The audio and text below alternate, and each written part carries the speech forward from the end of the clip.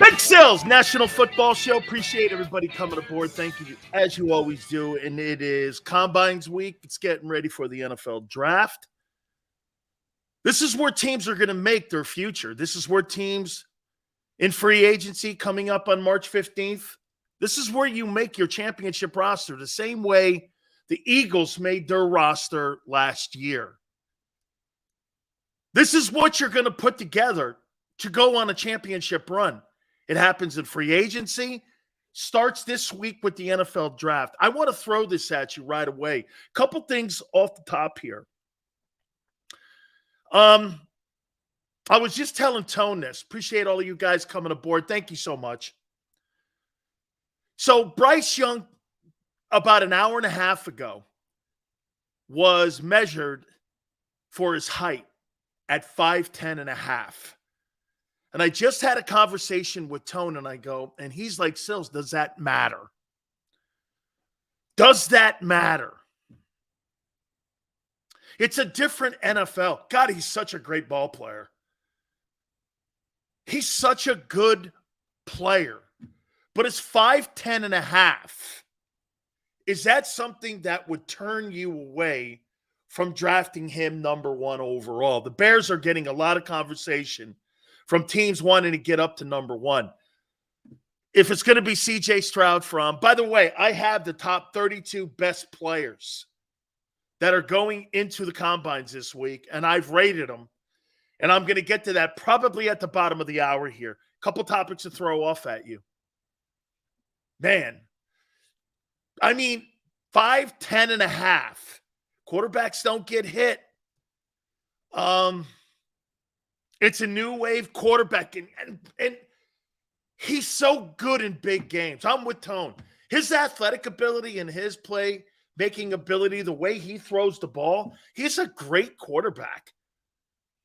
But will his size hold him back? Would you take a first-round draft choice at him? I probably would. Number one overall? I don't know. That's an awful tiny dude. Yeah, and hey, Pooh, he's like 190 pounds. So he's 5'10 and a half, 190 pounds. Man, that's tiny. That's tinier than Drew Brees. And I'm like, man, I saw Brees at Purdue in his last college football game. It was against Georgia. I was working sidelines at the Outback Bowl. And I remember going home and telling my wife, I go, man, this guy Brees can play. But I just thought he was too small. And he goes on to, obviously, when he walks out of the game, he's the all-time leading yardage guy. So he completely changed the narrative on shorter quarterbacks. But, man, he was a tiny dude at 6 feet. He's an elite. I agree with you, Bird. I mean, Bryce has played in elite ball games, and he's starred in those elite ball games. Tone's like, this guy's built like this guy's built like a corner, or like a slot receiver. Not built like a quarterback, especially the ones you want in today's NFL. I don't know. I just 5'10 and a half. We'll talk more about that. By the way, he's highly rated going into the Combines. All right. Let me start this out before we get to the topics here. And again, we're going to go over the top. You know what's interesting? I got to tell you this. The top 32 college players, not where they'll go.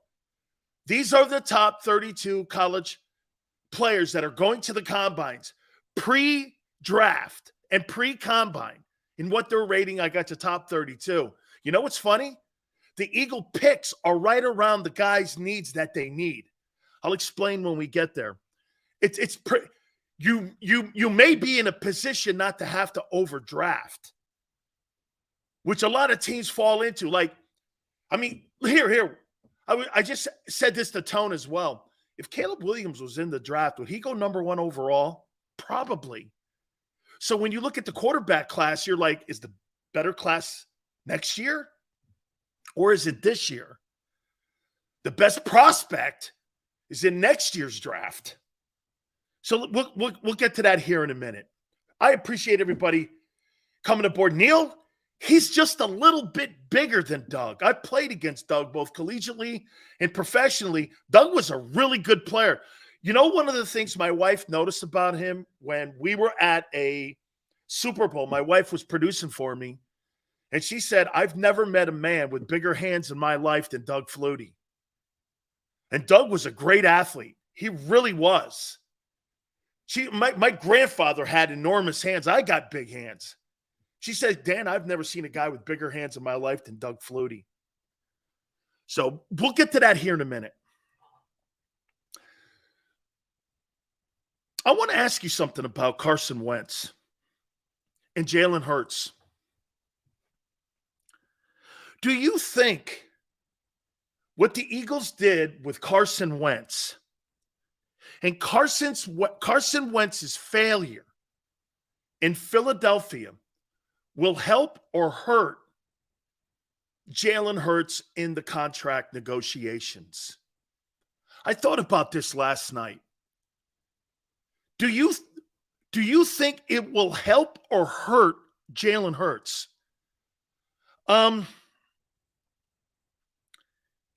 Man, everything that they wanted Carson Wentz to be, they saw in Jalen Hurts. Funny, all the physical attributes that you want in a quarterback are in Carson Wentz. If you could just put those two guys together, I think that's exactly what the Eagles wanted to look like. The physical stature and abilities of Wentz with the leadership capabilities, the athleticism of Jalen Hurts. Okay? I think they wanted both of these men.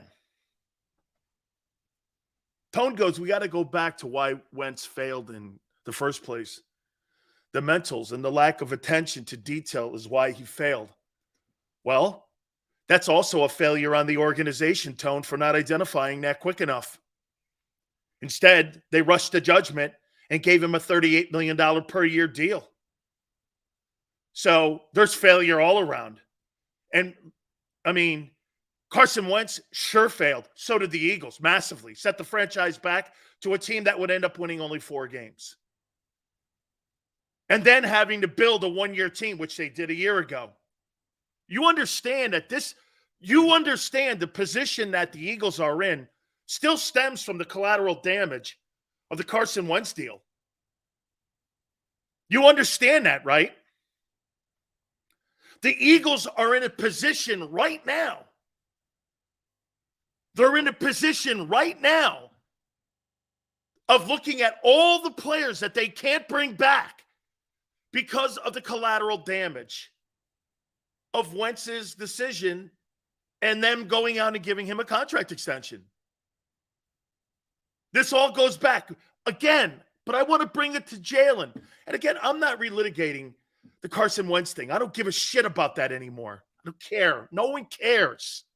Stop. Mental, soft, sure. Will it help or hurt Jalen's opportunity in negotiations on what happened through that whole saga? Will it help or hurt?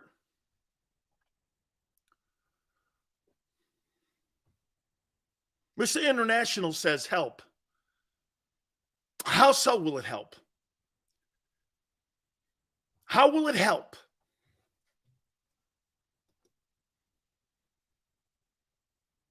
It will hurt more than it will help. Funny.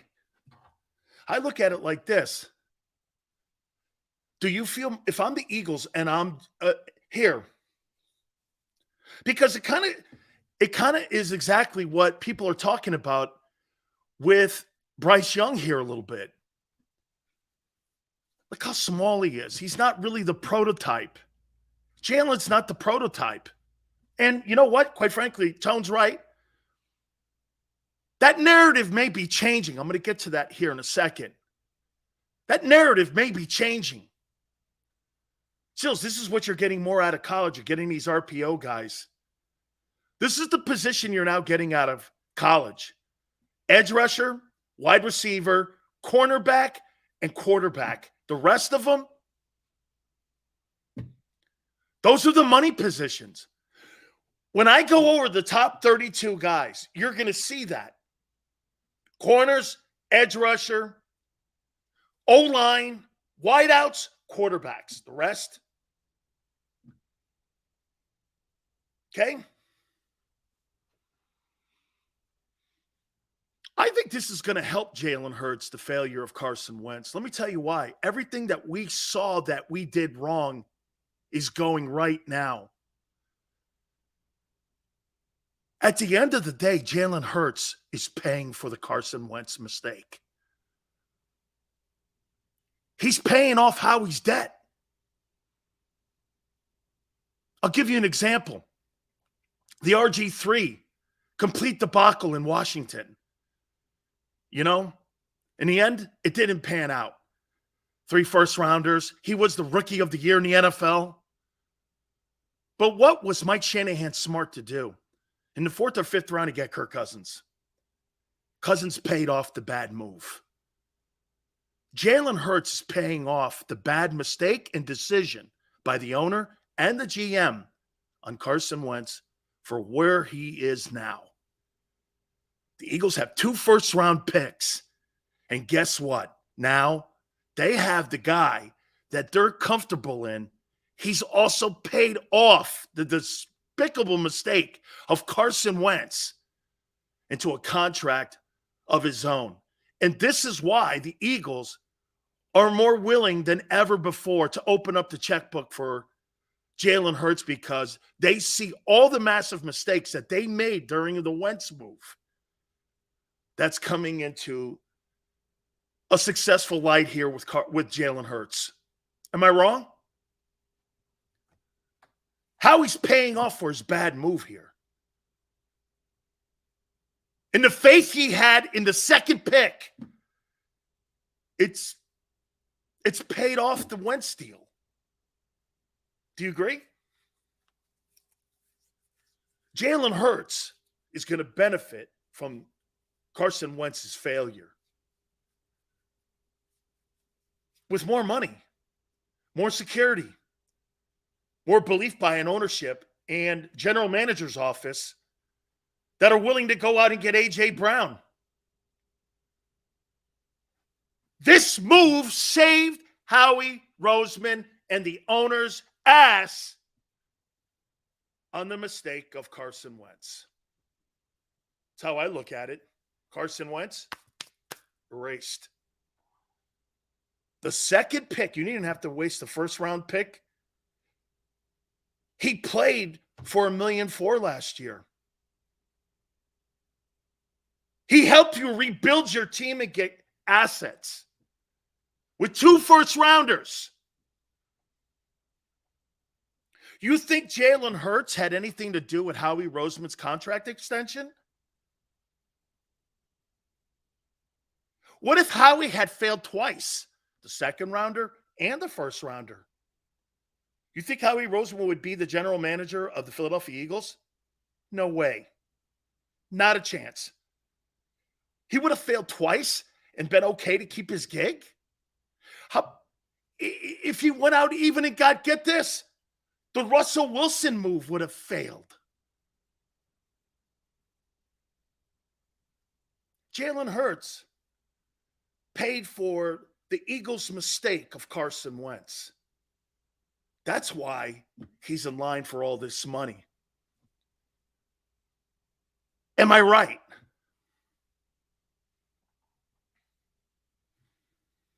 Think of the things he did. Tone covered the first round mistake, covered the contract, started winning, played at a cheap rate for 2 years, validated the general manager's second round selection. Howie Roseman last year got 2 first round picks for what? A quarterback in the April draft of this year. He wasn't looking for an edge rusher.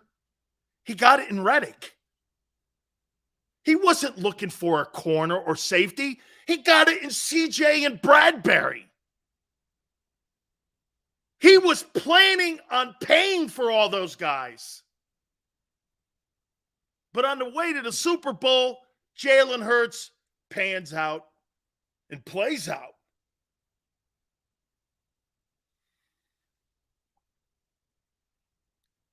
I think that's exciting. I'm not ripping anybody here. You're in a position, and if you're in Philadelphia right now, where you're looking at nothing but this, a shitty conference, very few quarterbacks to have to hurdle. You may drop down in free agency a little bit, but you're still going to have a dynamic offense, and you may have a defense good enough to win. And get back to the NFC title game. I think you are. Barring any kind of massive screw-ups here, especially on the offensive side, I think you're going to be right there. I got a couple teams that I think in the NFC that can take a shot at you, but you're off. What's this? Going into next year, let's do this on February 27th. February 27th. Help me out here. Is there a better offense in the NFC than the Eagles? And don't give me Minnesota. Every time I see Minnesota play the Eagles, they fold like an armchair. Please don't give me Minnesota. Name me a better offense in the NFC than the Eagles going into the combines. Can you give me one? The Lions? Eagles have a better wide receiving core. They got a pretty good running game. Eagles have a better quarterback and a better O-line. Tight ends are pretty compatible. I still favored Philly there over the Lions, but that's a pretty good one. 49ers have a ton of tools, but they don't have the quarterback situated yet. Till that gets rectified. Here, I got the list. I might as well do it now. Here, I got the list of teams. Packers, okay, if Aaron Rodgers stays. If Aaron Rodgers stays and they sign and re-sign Alan Lazard, Jones is staying in the backfield. Bakhtiari's coming back, maybe healthier, maybe the O-line. Okay, Packers could be there. The Cowboys, what are you doing with Zeke and Tony Pollard? They need to address the tight end. The quarterback has to play better. Still not better than Philly, though. Seahawks, DK Metcalf, okay. Walker kid from Michigan State running the ball. O-line's getting better. Geno, was that a one-year deal? I don't know. Okay, Seattle, I still got the Eagles. Right? I mean, then maybe the Rams bounce back. I mean, they got a great coach. They need to work on the O-line. They got a great wideout in Cooper Kupp. Quarterback's good. They need a running back. They need some work in the O-line. I don't know. I still got the Eagles there. Say this to you. Here are the teams in the NFC that will potentially give the Eagles a push for the conference mantle. 49ers, probably. Packers, Vikings, Cowboys, Seahawks, Rams. That's not a gauntlet to get through again. That's not the gauntlet of the quarterbacks that you're going to have to sit there and go, Jalen is going to be in a game versus a guy who's superior to him and throwing the ball. 49ers don't have that. Packers do. The Vikings don't. For whatever reason, Dak is successful against Philly. He is. You could say he's not all you want, but he beats you all the time. Seahawks, Geno, we'll find out. We're seeing them this year. And Stafford and the Rams, 2 years ago, they won a Super Bowl. I don't know, but I still think the Eagles are better, even making steps backwards on defense. Okay? I mean, Dak Prescott beats the Eagles for whatever reason. He does. Okay? I got a new list of the Eagle free agents from Mike Florio's at the Combines. He sent this over to me. Do you know on his list, he has 10 Philadelphia Eagles that are going to be in the top, what is it? The top 100, they have 10. The Eagles have 10 free agents, according to Mike Florio, in the top 100. Okay? CJ's number 9, Gardner Johnson. Man, he's going to make a bunch of money. 14-4 tops. Man, Howie paying for a safety at $14 million, almost $15 million. Bradbury, he's ranked 12th. He's going to make 16. That's $30 million. These two guys are not even going to remotely think about coming back unless one of them's tagged. If the only way Bradbury and CJ Gardner-Johnson come back is if they're tagged.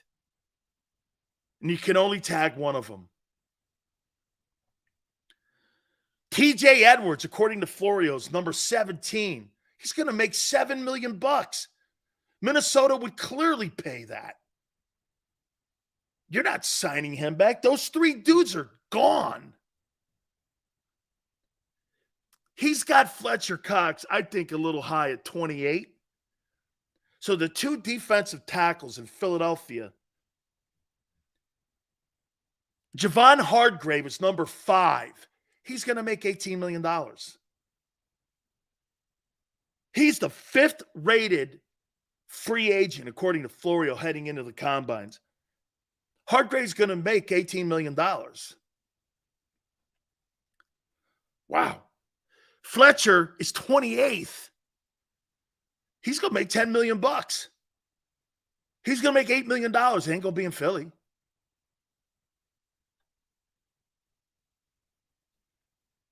Number 34. Kaiser White. I think that's a little high. Kaiser White, number 34. I think that's high. But according to Mike, he's going to make 6. Not signing him back. So far, you ain't getting one of these guys back. According to Florio. Sayamalo's number 50. Shit, he's going to have 30 teams wanting to negotiate with him. Miles Sanders is number 73. Marcus Epps is number 92. He's going to make some money. I'm thinking he comes back. Man, that's a lot. That's a lot of free agents. It's a lot of free agents. You're going to have to do a lot of work, in my opinion, in the upcoming draft. And I think you're going to have to use the draft to keep yourself competitive. Because you're not, if you're going to pay Jalen Hurts, and we've been talking about this, if you're going to pay Jalen Hurts the $46 to $48 to $50 million that you want to pay him, man, you got to go young like Kansas City went young in the draft, or you got to get a lot of luck again like you did a year ago in your free agent class. You got a long way to go here. This is a lot of work here. I am going to do the top 32 players heading into the combines, which start tomorrow. Anton, Sean DeSassi, is at the NovaCare Center today. Thoughts? I mentioned his name. I mentioned his name last week early in the process. He's one of the greatest minds in the game. I would compare Sean, in my opinion, to a very young Bill Belichick. If you're able to get, I think his name is Desai, in how you say it.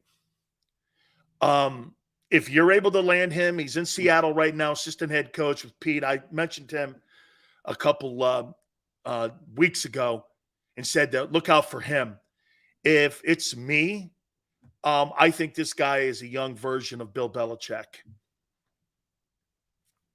His reputation is immense. Won't be cheap either. He's a very young, detailed guy, has a lot of qualities that Bill has. Okay? Sharp. He's going to be a coordinator that's going to take the pieces that, you know why it's smart to look at him? I wouldn't be shocked if he doesn't get out of the NovaCare Center tonight, becomes the new defensive coordinator later at the end of this program. so that they can go to the combines with him tomorrow.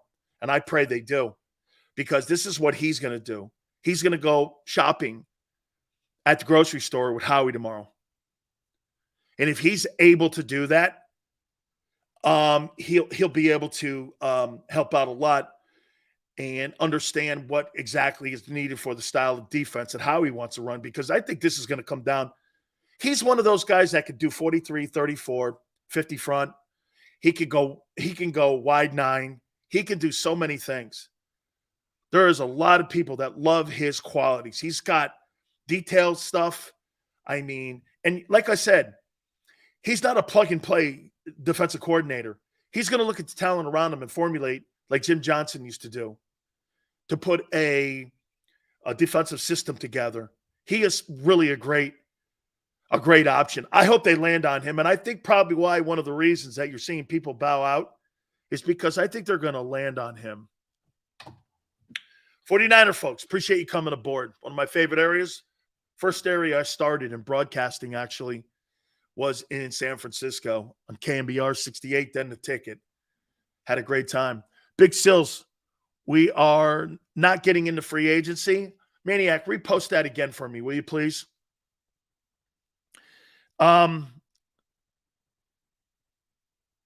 He doesn't suck. That's not true. That's not true. By the way, something else I did. I put down the top 32 free agents where I think teams are going to hire and their most important needs. We'll do that at the top of the 4 o'clock hour Eastern time. We'll take a look at where I think some of the top flight defensive players and offensive players go in free agency, which starts on March 15th. Here's the top 32 players that I got from a NFL head coach in their organization that deals with Bledsoe. Now, I don't know if you guys know what Bledsoe is. That's a scouting service that looks at every single prospect that goes to the combines and that is invited to the combines, plus looks at kids all over the country. HBCU schools, smaller schools, big schools. They've got a team of people of about 250 scouts that will put a list together of the top kids, give them to each organization, and then those personnel departments go from there with it, add or subtract, depending on what a need that, say, the Eagles or the Steelers or the Patriots or the Buccaneers have. Then they put their own general list together. Then they send their scouts out. These are the 32 guys. Marshall says, will Howie allow him to do his job, though, is my question. Howie's going to allow anybody. Remember something, Marshall. Because Howie Roseman has a lot of say in the hiring of the assistant coaches, always know this. Howie's going to let that assistant coach, because he has a say in the hiring, to go out and coach his players. Howie can't coach the guys. But he wants to hire a guy that will coach his guys. That makes sense?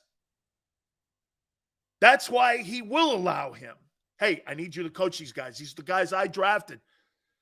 Every personnel guy wants those guys to pan out. That's their job. You give me a talent. The guy sucks. Is that on the coach? That's not on the coach. Or it could be. And with a guy like Howie that has that kind of collateral inside the organization, he's going to blame the assistant coaches or head coach. That's why Doug Peterson's fired. Okay? Here's the top 32 kids in the pre-combine list of players going into the combines to either work out, have their meetings, what have you. The number 1 rated player is Will Anderson, 6'4", 243, Bama edge. Everything that the scouts have seen on tape, plus the competition that he plays against, sets him apart. He is one of the best edge rushers to come out of college in a long time. He's better than Micah Parsons. He's a better prospect than Micah Parsons. Here's why. He's a better cover guy. He's got better range. He's got the ability to engage and get out of that engagement. You see him taking on tight ends. He does a great job at tight ends. And Will Anderson, He has the 20-foot rule. All you need to see is 20 feet of this guy's game film, and you know he's a player. And he is the best defensive player that Nick Saban has ever coached. From Toledo to Michigan State to LSU to the Dolphins and Alabama. He's the best player he's ever coached. Number 2, Jalen Carter, 6'3", 300 pounds, Georgia, D-line, play him anywhere. Force, feet, hands, disengages well, doesn't play high. You want to hear this? He's by far a better player than Jordan Davis. It's not close. It's not close. He's more active. He's more productive. I wouldn't know about leadership because I hadn't spoken to him. Yeah, Anton, I said that he was going to get cut on Friday. Carson Wentz cut. That doesn't shock me. Doesn't shock me. So get this, the 2 best players. This tells you right now, the 2 best players in the upcoming April draft or heading into the combines are defensive players. Shows you what the need is. Now, I want you to keep an eye on the Eagles' 10th pick and their 30th pick, okay? On the players that we're kind of looking at anyway. Number 3, Bryce Young. Boy, says 6 feet, 194.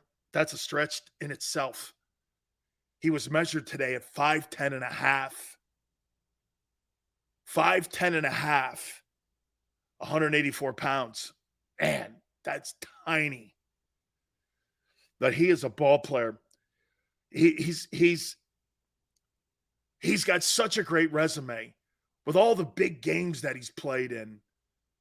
And Danko, 6 feet in cleats. Probably. Look, I think he's really good. Yeah, I think he's a great football player. I really do. I think Bryce Young is a great ball player, but 5'10 and a half, 185 is a little dude. How about this? Would I say that he's a smaller version of Patrick Mahomes? Boy, he sure has the look of it. He sure has the look of it. Would you draft a guy at quarterback at 5'10 and a half, 185, 190 pounds? Man, that's tiny.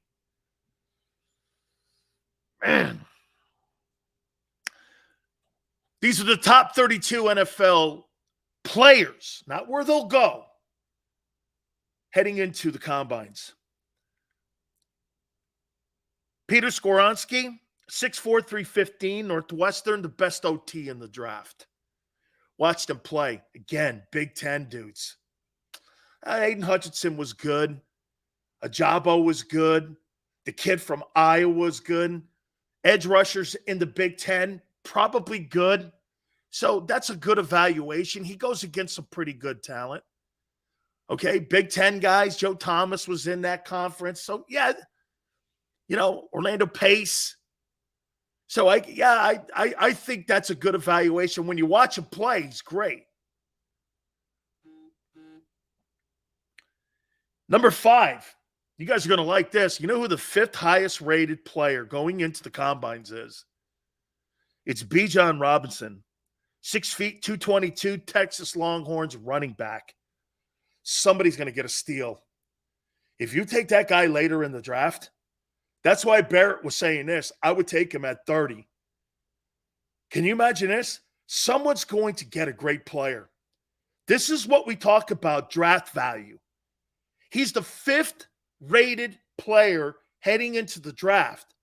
But because the position is not a position of need with a lot of people, he's going to fall in the draft far. This right here, my friends, is the Derrick Henry effect. Plus, he hasn't played on a lot of great teams in Austin. This guy here, think about it. He's going to fall to somebody, and they're going to get a great football player. What if he lands in Kansas City and the Chiefs draft him? Bijan Robinson playing running back behind Patrick Mahomes on a rookie contract. Can you imagine that? They get him at 31, or even say they trade up, there he sits, and you're going to get that kid on a rookie contract sitting behind Patrick Mahomes. That's what we call a steal, and that's how you continue to build your football. That's why teams like the 49ers back in the Montana days, people kept going, how do they keep getting better, man? Because they were picking at the bottom of the draft, not overdrafting. Players were falling to them. You know, there's a luxury when you're down at the bottom. People go, that's shitty, you got the 30th pick. No, it's not. You know why? Because you get players that are either been dropping in the draft, have been valuated higher, and you get steal. Look at Ray Lewis. Ray Lewis was like the 26th player taken because he fell. And he fell, guess where? To Baltimore. If this kid, B.J. Robinson, falls down to 30, should the Eagles take him? Probably. He's the 5th rated player heading into the combines. I mean, you might even get him in the 2nd round. That's a steal. That's what you're looking for. Someone exactly like that. Number 6, C.J. Stroud, 6'3", 218, Ohio State. I'm just not sold on him, but I get it. I watch him play. He's very athletic. I'll tell you one thing that he does have better than Haskins, Dwayne Haskins, and some of the quarterbacks that have come out of there, Cardell Jones and dudes like that. He's got better feet. Do I think he's got better feet than Justin Fields? No, but he's got a better arm for sure.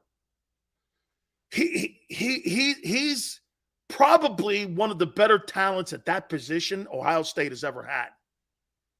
At least he's going to have a fair opportunity. Now it's going to come down to processing information if he can do it or not. Because that's what the quarterback position really is. It's about processing and your feet. The rest of it can be taught. Ask Jalen, ask Joe Montana, and ask Tom Brady. The processing of the information. This is why Testaverde failed. That's why Vinny was a floater. He'd float back. He couldn't process the information, throw a shitload of picks. That's what happens with young quarterbacks. Walsh told me it's all in the feet. Now look where we are here. Look where we are. 7. Christian Gonzalez, 6'2", 201, Oregon cornerback. You're right around the Howie Roseman 10th pick. You're right around the Howie Roseman 10th pick. And that kid Gonzalez is at 7. You're right there. So the chances of you overdrafting are looking pretty good when we get down to the 10th pick. Now, again, this is not where these players are going.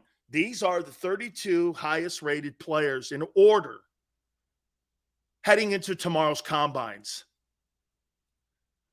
I found out some more information on Christian Gonzalez. He was a Colorado transfer. Then he went into Oregon. And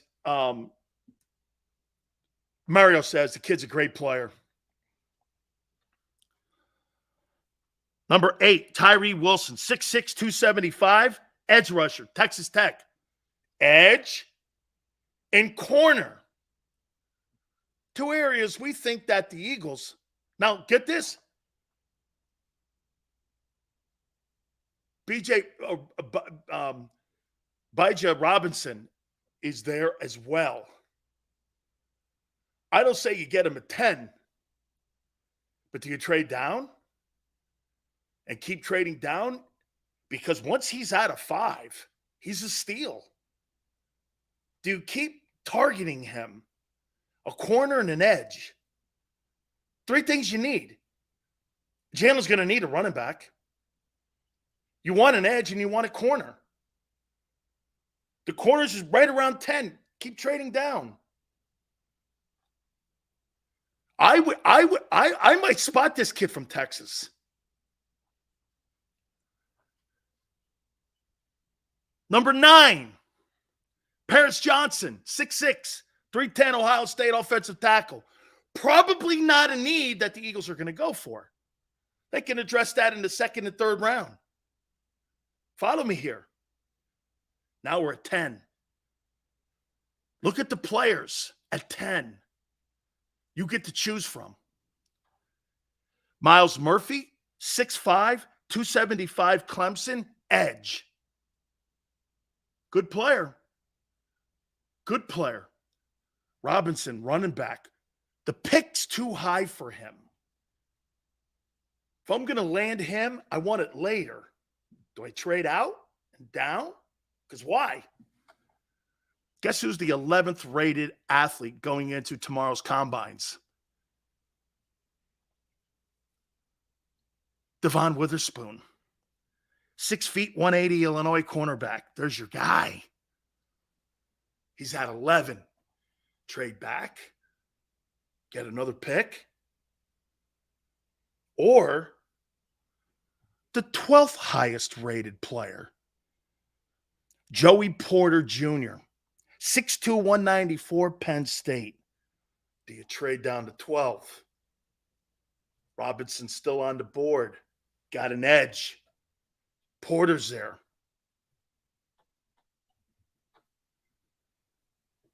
I think Marvin Harrison's kid's in next year's draft. Porter's 12. You're at 10. Here's what I'm trying to show you. You have a deal anywhere at that 10th pick. Have you noticed? I haven't mentioned but 2 quarterbacks.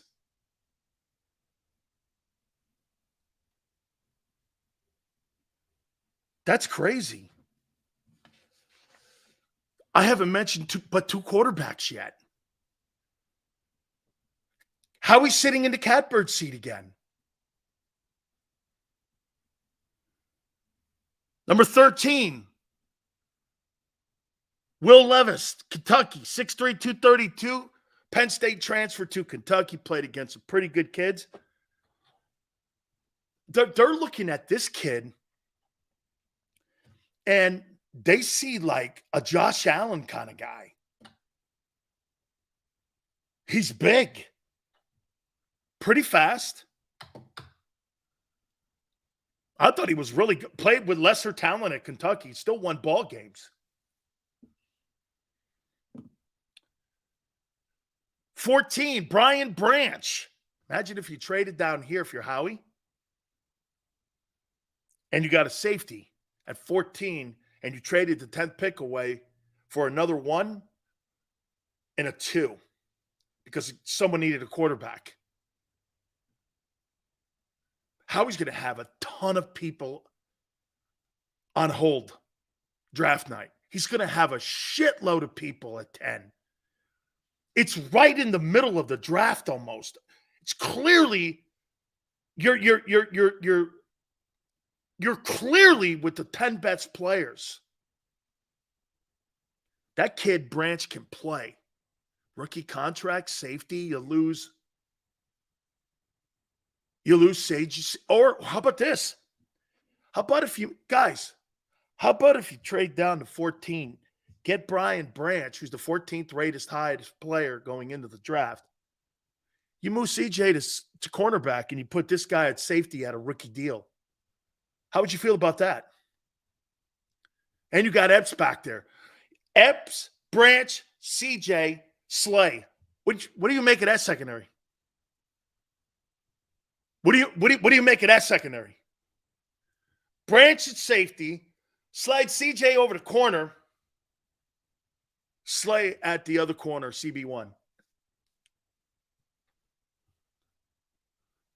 Tony goes, Slay's too expensive. Yeah, so would the cap hit, $26 million.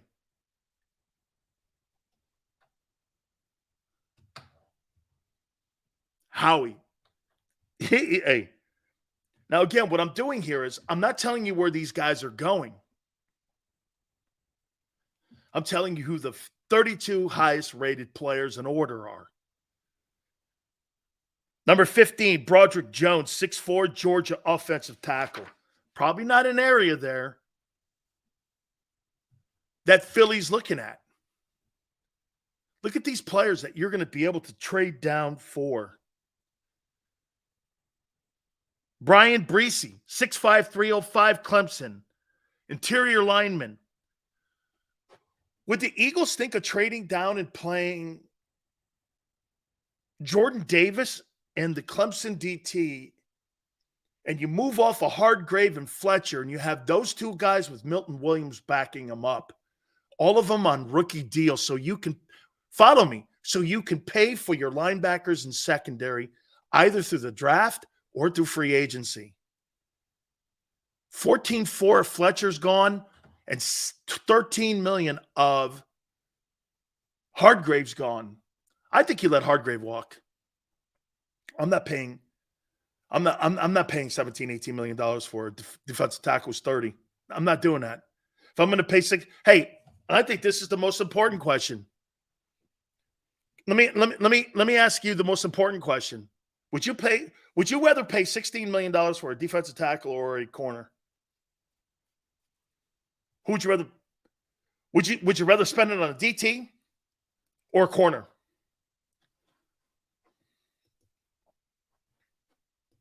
Why?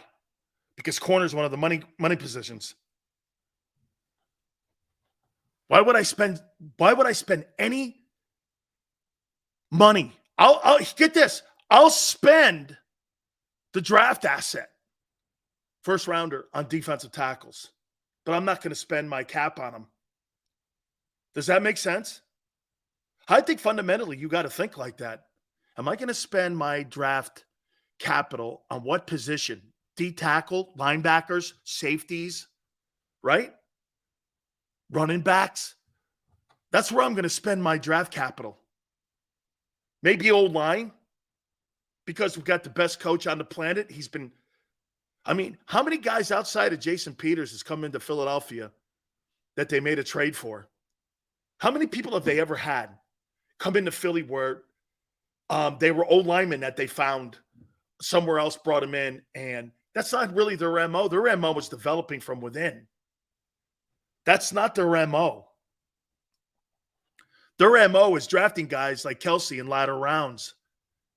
Lane Johnson at Oklahoma, I didn't even realize he played there. Here's number 17. Wait till I tell you what's going on with Anthony Richardson. 6'4", 232, 17, quarterback, University of Florida. Do you know there are 7 teams going into this week's combines? And you know what they're saying? He may be the number 1 overall pick. He is skyrocketing up the draft board and up how people are viewing him. You know why? Jalen Hurts, Josh Allen, maybe even Trey Lance, Justin Fields, Trevor Lawrence. Because you know what Tone said to me before we even went on the air? Tone goes, Sills, maybe this is just a new wave of what the NFL is looking for. Anthony Richardson just might actually be exactly what the NFL is going to look like in 5 years from now. Big, physical, maybe not the most accurate, big arm though. Can run. It can take punishment. He's an RPO guy. He's a dual threat dude. Maybe that's what you're looking at. You know what's funny?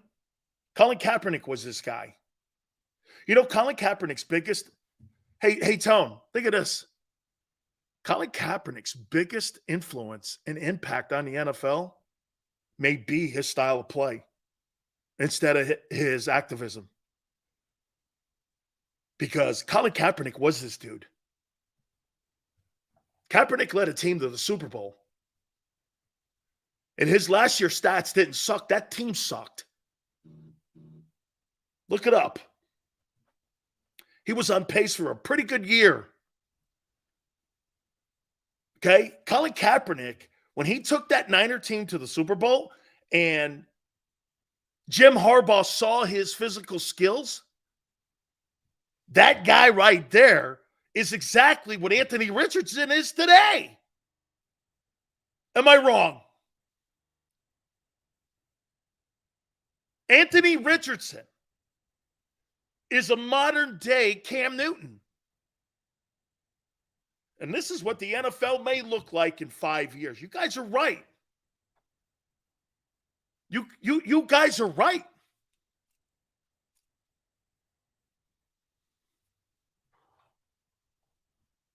I mean, where would Kaepernick go in today's NFL draft? 1 overall? If Kaepernick was available coming out of Nevada right now, he'd be the number 1 pick. He'd be the well, I'll tell you what, analytics will tell you that he should be at least in the conversation 1, 2, and 3. Am I wrong? That's what Anthony Richardson looks like to me. He looks like he looks exactly like Colin Kaepernick. Kaepernick put together a great career. People hate on him because of his politics, so what they do is they chip away at it. Here, let me show you something here with Kaepernick. And so, again, this goes into Anthony Richardson, and I would say this even too. I think Jalen Hurts has helped guys like Anthony Richardson more than what people want to think. The dual threat guy got a team to the Super Bowl. Colin Kaepernick stats. I want to show you something here, and why people always put Kaepernick's numbers in San Francisco, and they don't do him justice. Now, again, you're never going to get a high percentage when it comes to dual threat guys. Even Lamar Jackson doesn't have one. 21 touchdowns, 8 picks. 19 touchdowns, 10 picks. 31.97, 33.69. Even in the last year, when everyone said he sucked, in 11 games, Kaepernick had thrown for 22.41. He was going to throw for 3,400 yards again. He had 16 touchdowns to 4 interceptions in 11 games. He was on pace to do what Jalen did. And if you put his running numbers together that year, he had 468 rushing yards in 11 games. He was on pace for 7. He would have had a Jalen Hurts year.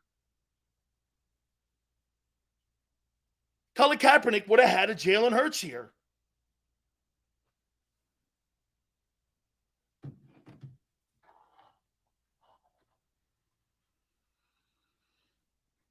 Number 18,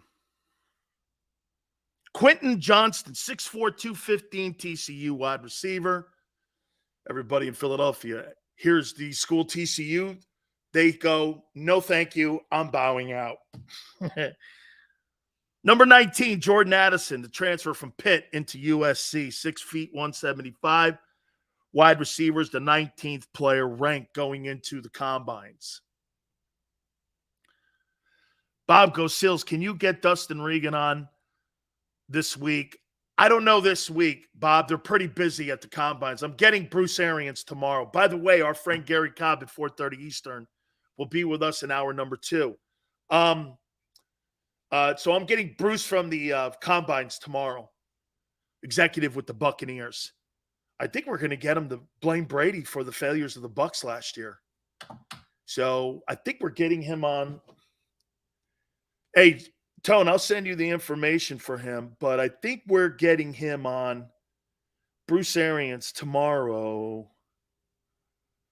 4:30 Eastern. We'll have Bruce Arians, the assistant executive of the Buccaneers, live from Indianapolis in the combines. Number 20 is Michael Mayer, 6'4", 265, Notre Dame tight end. There's quite a few tight ends on this list. Number 21, Jackson Smith Njigba, Ohio State wide receiver, 6'1", 200. They put out great wideouts from that program. The Real goes, Kaepernick's the best quarterback the Niners have had in 20 years.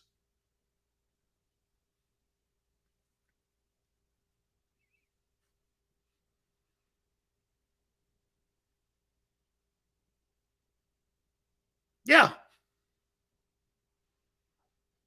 Yeah. Yeah. With Jim Harbaugh, yeah. And decent coaching, yeah. The 49ers drafted Colin Kaepernick and Trey Lance. Of course he's the best. Trey Lance is Colin Kaepernick. Number 22, Lucas Van Ness. He's down to 22. I think he's going to go in the top 15 because of need. Edge rusher, Iowa, 6'5", 275. Seals, you can't hate dual threat. You dual threat the dinner. Spaghetti and meatballs, that is dual threat. Number 23, Jamar Gibbs, 5'11", 200, Bama, running back. No, thank you. But get this. Someone's going to get a steal with this kid. Look at this one here, guys.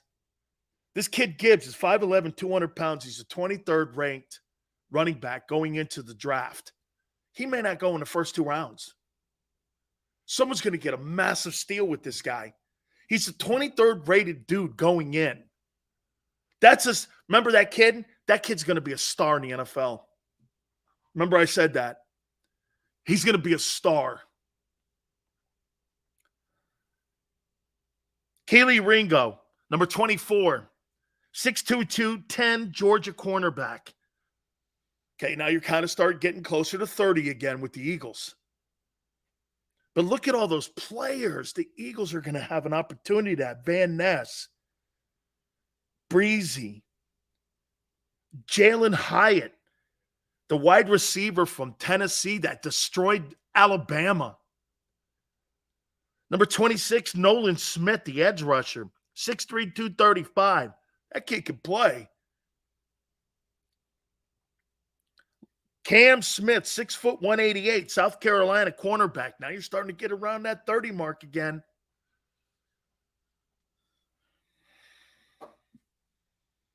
Number 29, Darnell Washington, 6'7", 270, Georgia, tight end. That kid, can you imagine lining him up in a 2 tight end set? We got it on the other side.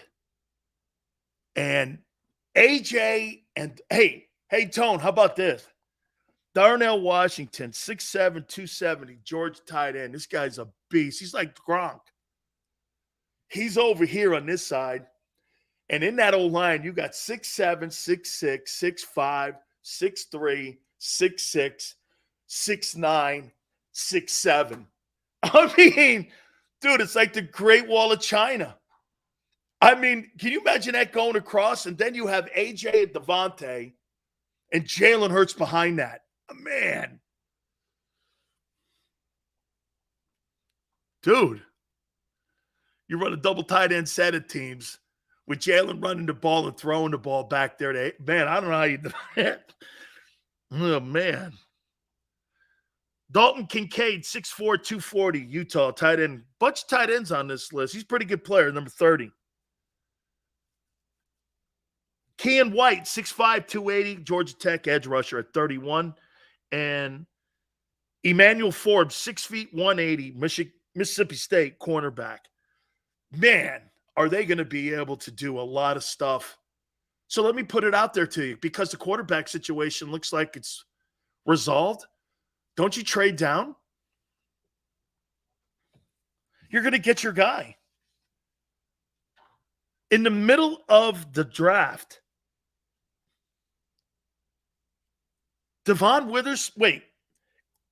Christian Gonzalez is ranked 7th. Witherspoon is ranked 11th. Porter is ranked 12th. Ringo is ranked 24th. Shit, you could trade down more to get your corner. Or you can trade down, continue to trade down. Brian Branch is not going to go at 14. I think they're in really great hands. I'm talking Eagles. I think they're in really great hands. I think they're in super hands here, man. The key with the draft is the money and hoping they play. and hoping they can play. Cornerback, you were right. I think it was Dank that said it. The cornerback position is pretty deep here. It is. It's pretty deep. All right. What I'm going to do at the top of the hour, I have written down the top 32 free agents and where I think they'll go. Wait till you see where I put and who I put with the Philadelphia Eagles. I'm going to do that. Your favorite team. San Francisco is also on this list. The Bills, the Steelers, all 32 teams that have first-round picks. I don't believe I have the Dolphins on here. Oh, I did.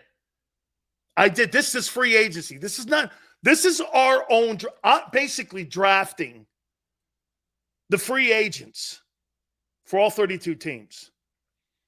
You tell me if you agree or disagree, okay? We're going to do that next. Please hit the like button. Gary Cobb will join us at 4:30 Eastern. Keep it here on the National Football Show. When it comes to the fight against insurance companies, large corporations, and the healthcare industry, injured victims are always the underdog. But that doesn't worry us. At Messa & Associates, we're an injury law firm from Philadelphia, and we come to fight. Our clients know that they've got representation with a chip on its shoulder, and it's the same chip that makes Philly the toughest city in the country. Call 215-568-3500 or visit us online at messalaw.com. Messa & Associates, the toughest injury firm in Philadelphia.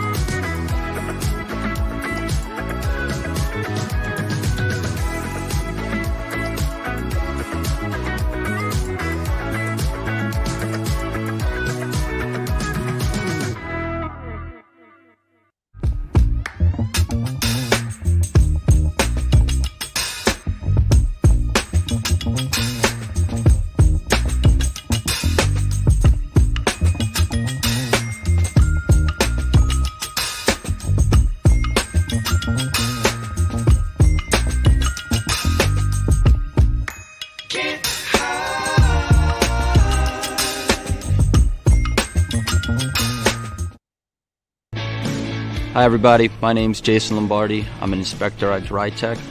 At DryTech we offer three major services, the first one being basement waterproofing. The second service we offer is foundation and structural repairs. And then the third service that we offer is mold remediation.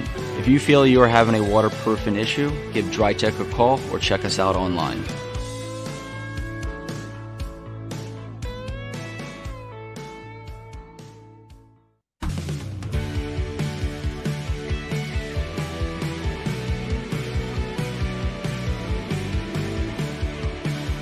My name is Fran Salerno. I'm a managing director here at Del Valle Insurance Group. Been in the business for over 36 years, saving people money on their insurance needs. Give us a call. Let us help you custom design an insurance plan that meets both your needs and budget. Did you know taxes could be your biggest expense during retirement? Are most of your assets in tax-deferred accounts like IRAs and 401ks? Taxes are historically low today, but we're facing significant headwinds in the future. Do you have a plan? The Thrive Financial team has more than 100 years of experience helping people across the Delaware Valley with forward-looking tax planning. Learn how to shift your money from forever tax to no or low tax accounts. Get your Thrive Retirement Tax Playbook today. Go for the beers, go for the cheers, go for the hit and the hits, go for the scene, go for the screens, go for the gallery, go for the win, go to Ocean.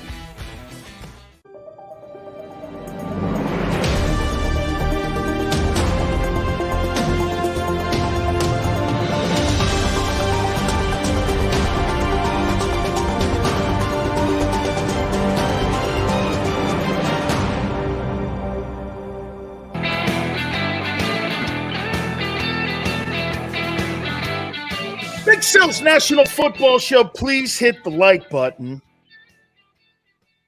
Look at what the Cowboys are under right now. Look at where the Eagles are sitting right now. By the way, do you think that the Deshaun Watson and Kyler Murray deals hurt Jalen Hurts? See, maybe I come from a different perspective. I think they help the player. I don't think they hurt the player. See, what people want to try to do is they want to have it both ways here. Either you're rooting for Hurts to get his money or you're not. I don't give a shit if the Eagles don't like the Cleveland or the Arizona deal. That's got no bearing on me. See, Tone goes right here. But Tone wants both because he's an Eagle fan. It helps Hurts the Eagles. Well, guess what? Can't have both. And you know that, and you knew that. And that's why when I bring it up, you guys are like, it's hating. It's not hating. Pick one. Pay the kid or not. What do you want to do? You pay him or not? Or do you want to have a good team? Take that back. A lesser of a team. Do you know what the money means for Jalen? I'm going to show you something to make a comparison on what's going on in Dallas. You're banking that he can do what that guy in Kansas City's doing. He's your benchmark now. Jalen Hurts' benchmark is Patrick Mahomes. It's not Josh Allen. It's not Joe Burrow. It's Patrick Mahomes.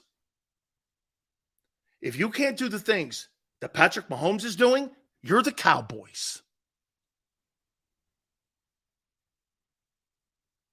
You want me to tell you and show you a little bit of your future? Okay. How many people want to pay Jalen Hurts $50 million this year? How many people want to pay Jalen $50 million?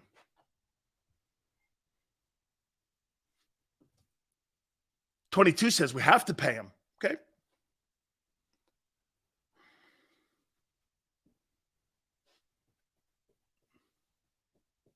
How many people believe they're paying Jalen Hurts $50 million? We going to pay him more than the guy in Arizona? I agree. Mahomes is the benchmark. By the way, is Patrick Mahomes the only guy we've seen in this era of quarterback contracts deliver a Super Bowl with a lesser team?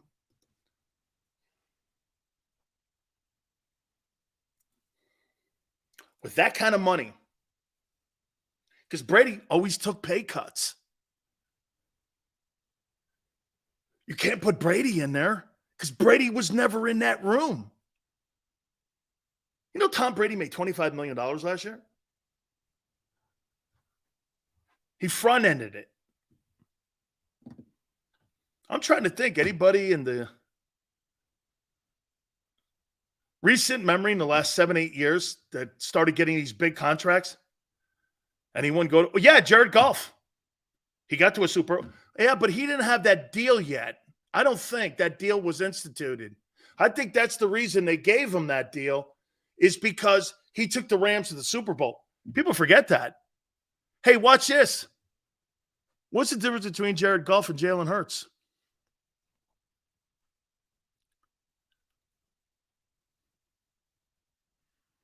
Statistically had a better year than Jalen. What's the difference? He's been to a Super Bowl. He was a high draft pick. What's the difference between Jalen Hurts and Jared Goff? He's gone just as far as your guy has. Probably almost the same record. And by the way, let me bury the lead. I don't think he's better, but don't start throwing resumes at me. Goff's got the same resume your guy's got. And it's in Detroit. The laughing stock of the league. He pulled a team that's the laughing stock of the league into a winning record. Been to a Super Bowl. Won an NFC championship. I don't know.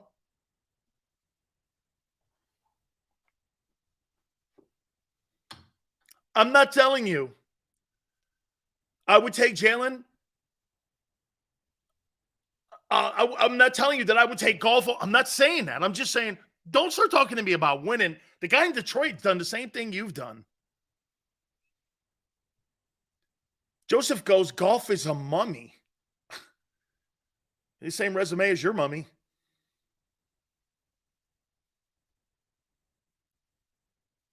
He took a team to the Super Bowl.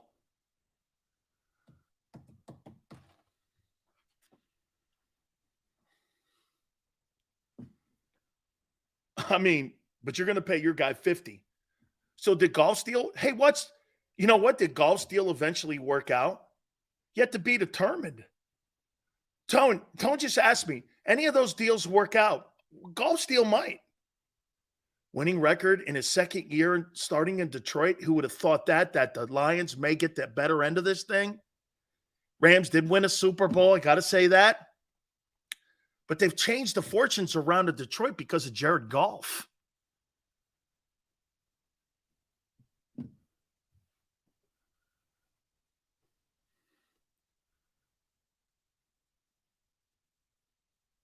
I mean, Jared Goff beat Carson Wentz, who was just cut today.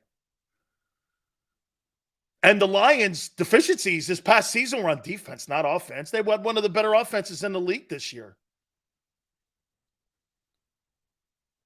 Cody goes, Sills, why do so many quarterbacks think they deserve to be the highest paid quarterback? Good question, Cody, because you know why? Most people throw that stupid-ass comment out, market value, and think it applies to your team. And when they do it, I'm going to show you right here now. Okay, watch this. So you know what the Cowboys are in line to do right now? Jerry came out prior to the combines and said that we have to have an extension on Dak Prescott. You know why they're looking for a contract extension with Dak Prescott, who threw for the most interceptions of anybody in the league with the least amount of games? Why do you think the Cowboys have to get a contract extension? This is what could be headed your way with a lesser team. History will replay itself out potentially in Philly. Because in 2023, the hit on the Cowboy cap, they're going to pay Dak Prescott $49.1 million. And in 2024, his cap hit is $52.1 million. That is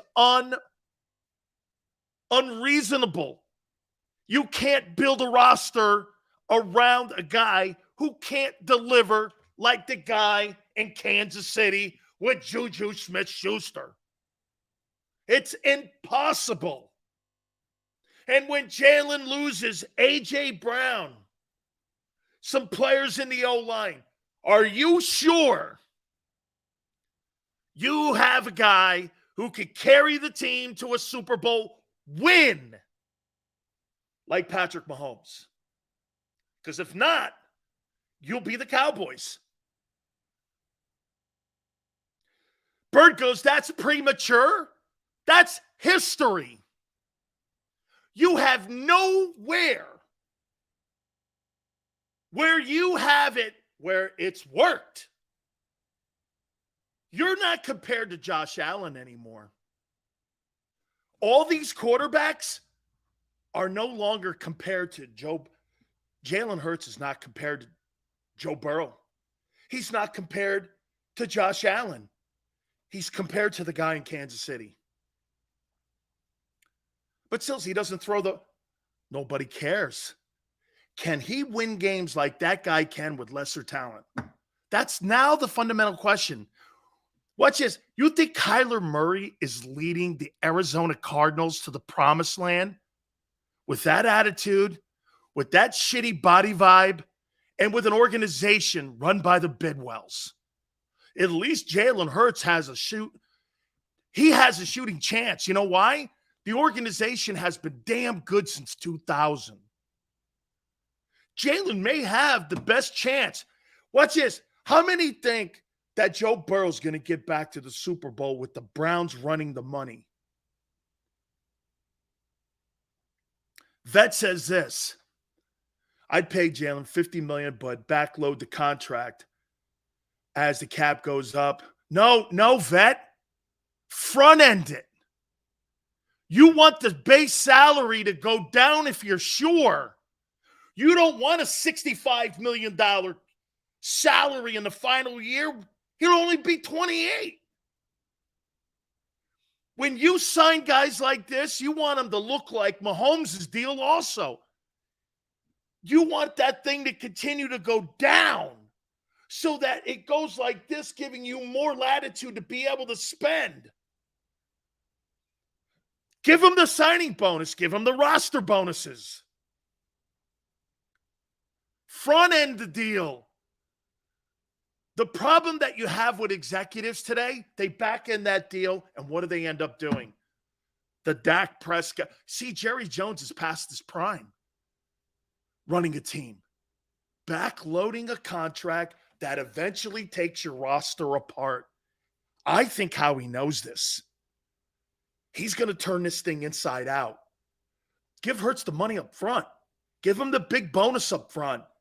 If I really have to take a 1-year whack with it, watch this. And then he's still on a rookie contract, and you give him the bonus that doesn't apply to the following year, and you front end the contract, his salary will go down. His base, not the value of the deal. Anton, I think you're right. I think Anthony Richardson's a top 10 talent because of guys like Josh Allen and Jalen Hurts. Bird says, earn it first. Bird, that's not where we are in the NFL today. You know why that doesn't apply? Kyler Murray didn't earn it first.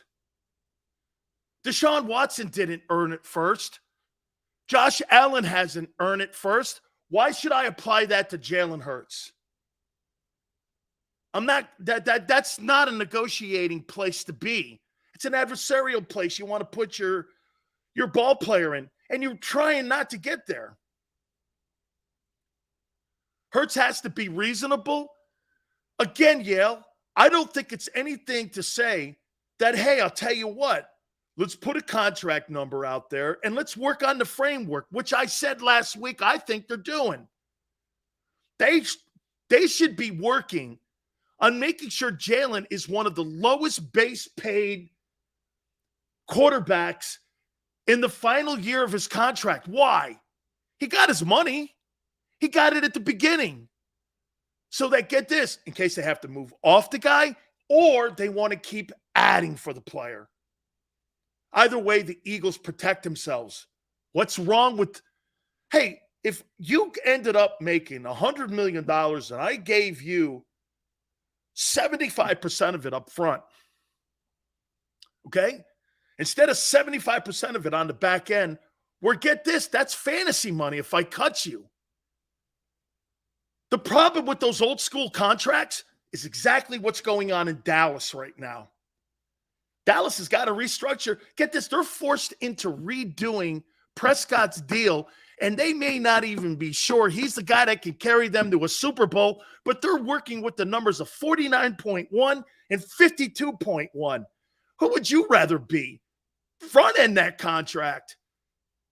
Man, I mean, why would you want to have this as a salary cap hit like the Alshon Jeffries deal with the Eagles had? You know, the Eagles had the Alshon Jeffries contract on their books for 3 years after the player left. 2 years after the player left. Who wants that?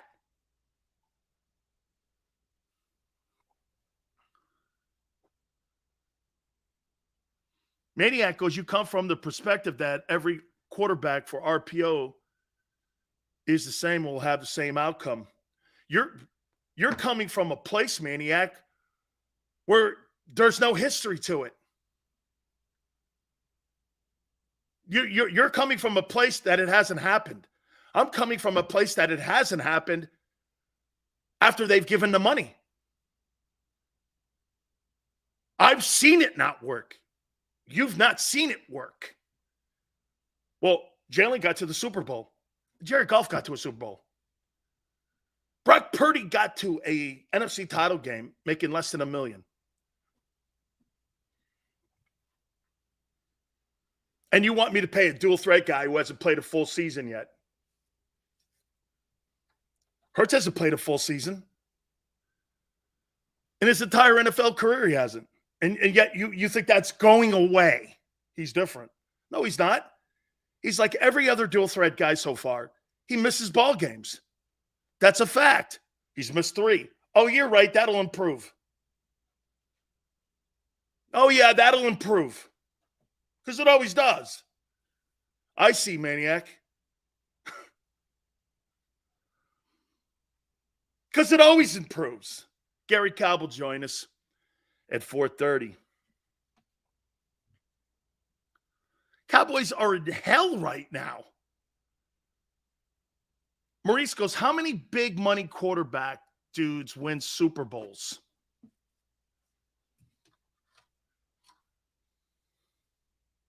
That's the point I've always made to you. None. Except the guy in Kansas City. That's the point. High-paid receivers don't really even become a factor. Look who the receivers were in the Super Bowl for the world champion Chiefs. Juju Smith-Schuster and his buddies. From Midtown Kansas City.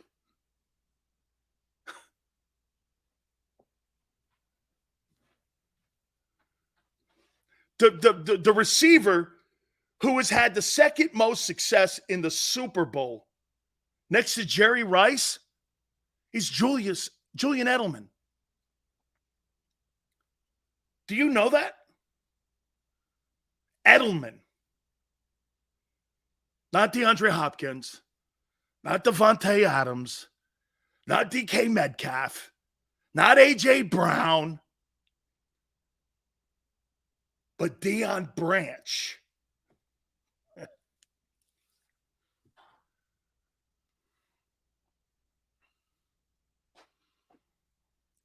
Kelsey's not a wide receiver.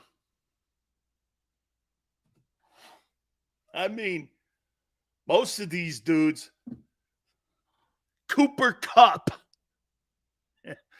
Cooper Kupp. One fabulous year. The rest of them, he ain't a Hall of Famer. Cooper Kupp, a Hall of Famer. Wait a minute. Torrey Holt's not a Hall of Famer, but Cooper Kupp is. How we got this? Be cool. But I'm being cool. I have a conversation here. Yeah, Deion Branch went to Seattle, thought he was somebody special, broke his little branch, and came running back to New England. Cooper Kupp's a great fantasy guy. I bet he is, man. If Jalen is about winning, run it back with the roster and hire the Eagles' chances of winning it all. Max out the opportunity. I'm probably thinking they thought that, Bird. I'm probably thinking they thought that. Hey, you know, if you gamble on your – because watch this. It's a good take, actually. What if Jalen goes to the Eagles and says, I'll tell you what. Pay me the $4 million you owe me this year. Okay? Pay me the $4 million. And what I'll do is this. At the end of the year, we'll sit down. We'll before March 15th or March 12th, whatever the new year begins, we'll hammer out a deal. The guy comes back and they roll it back with the pretty much 90% of the team. They're going to win the NFC again. Because unless the 49ers figure out what the quarterback deal is, it's probably going to be Philly again. And you're going to be there. Could do that too. Could do that too. Before I bring Gary Cobb in. So this is right now what's going on in Philly. Tomorrow the combine start and you don't have your DC placed. Okay, so like, what are you shopping for your defense? Because you're going to have a ton of new faces on that side. You're going to have some faces on the offensive side. Javon Hargrave, according to Mike Florio, is the 5th highest rated free agent. CJ's 9. Bradbury's 12. TJ's 17. Fletcher's 28. Brandon Graham's 34. Sayamalo's 50. These are the top 100 free agents. The Eagles have 10 of them. Miles Sanders, number 73, Epps, 92, and Kaiser White, 98. And you've got compensation picks and you got first 2 round picks, 10 and 30. What do you do? Awful lot of work to do. Let's bring our friend in, Gary Cobb, and get his thoughts. Gary, a lot of work for Howie. Yeah, they got some big decisions to make. I think that, he in the past, the thing I remember about him is he likes to trade down, because you get more picks. And I think that, you look at this situation, they need talent on that defensive side of the ball. They need young players that can come in and play. And then, if you look at Kansas City, they had all those young kids out there on defense. They just made it by the skin of their chinny chin chin, but they did it. They made it work where they were able to bring in these young kids, and you got 4 kids, 5 rookies over there playing, and you got all these kids, and the big thing is you don't want them breaking down. This is going to be a challenge. The talent, are they going to be able to come in and help you right away? Who can in and help you right away? Now, you saw where they really redshirted the guys they drafted last year. They didn't have to play a long time. All 3 of them. All 3 of them. That's right. They were able to. They didn't need them. They had enough talent to where they didn't really need them a lot. So I can't say that about this group. No, these guys, they're going to have to be at least a number of them. I'd say 3 or 4. They got to come in and play. They need them to be able to come in and contribute. And that means having the mental toughness to be able to come in. You're not going to be winning every battle. When you get beat, how do you respond? All those type of things. So, that's why, you got to talk to a kid. You go do the homework. How does this kid respond when he gets beat? Because on the college level, maybe they weren't used to getting beat, and chances are they weren't. But on the pro level, you're not going to win every battle. But how do you respond? Are you the kind that can make adjustments during a game? That's a big thing that happens on the pro level. A lot of times on the college level, they're not making major adjustments during the game. Can mentally you be able to take information and process it immediately, during a game when there's pressure and,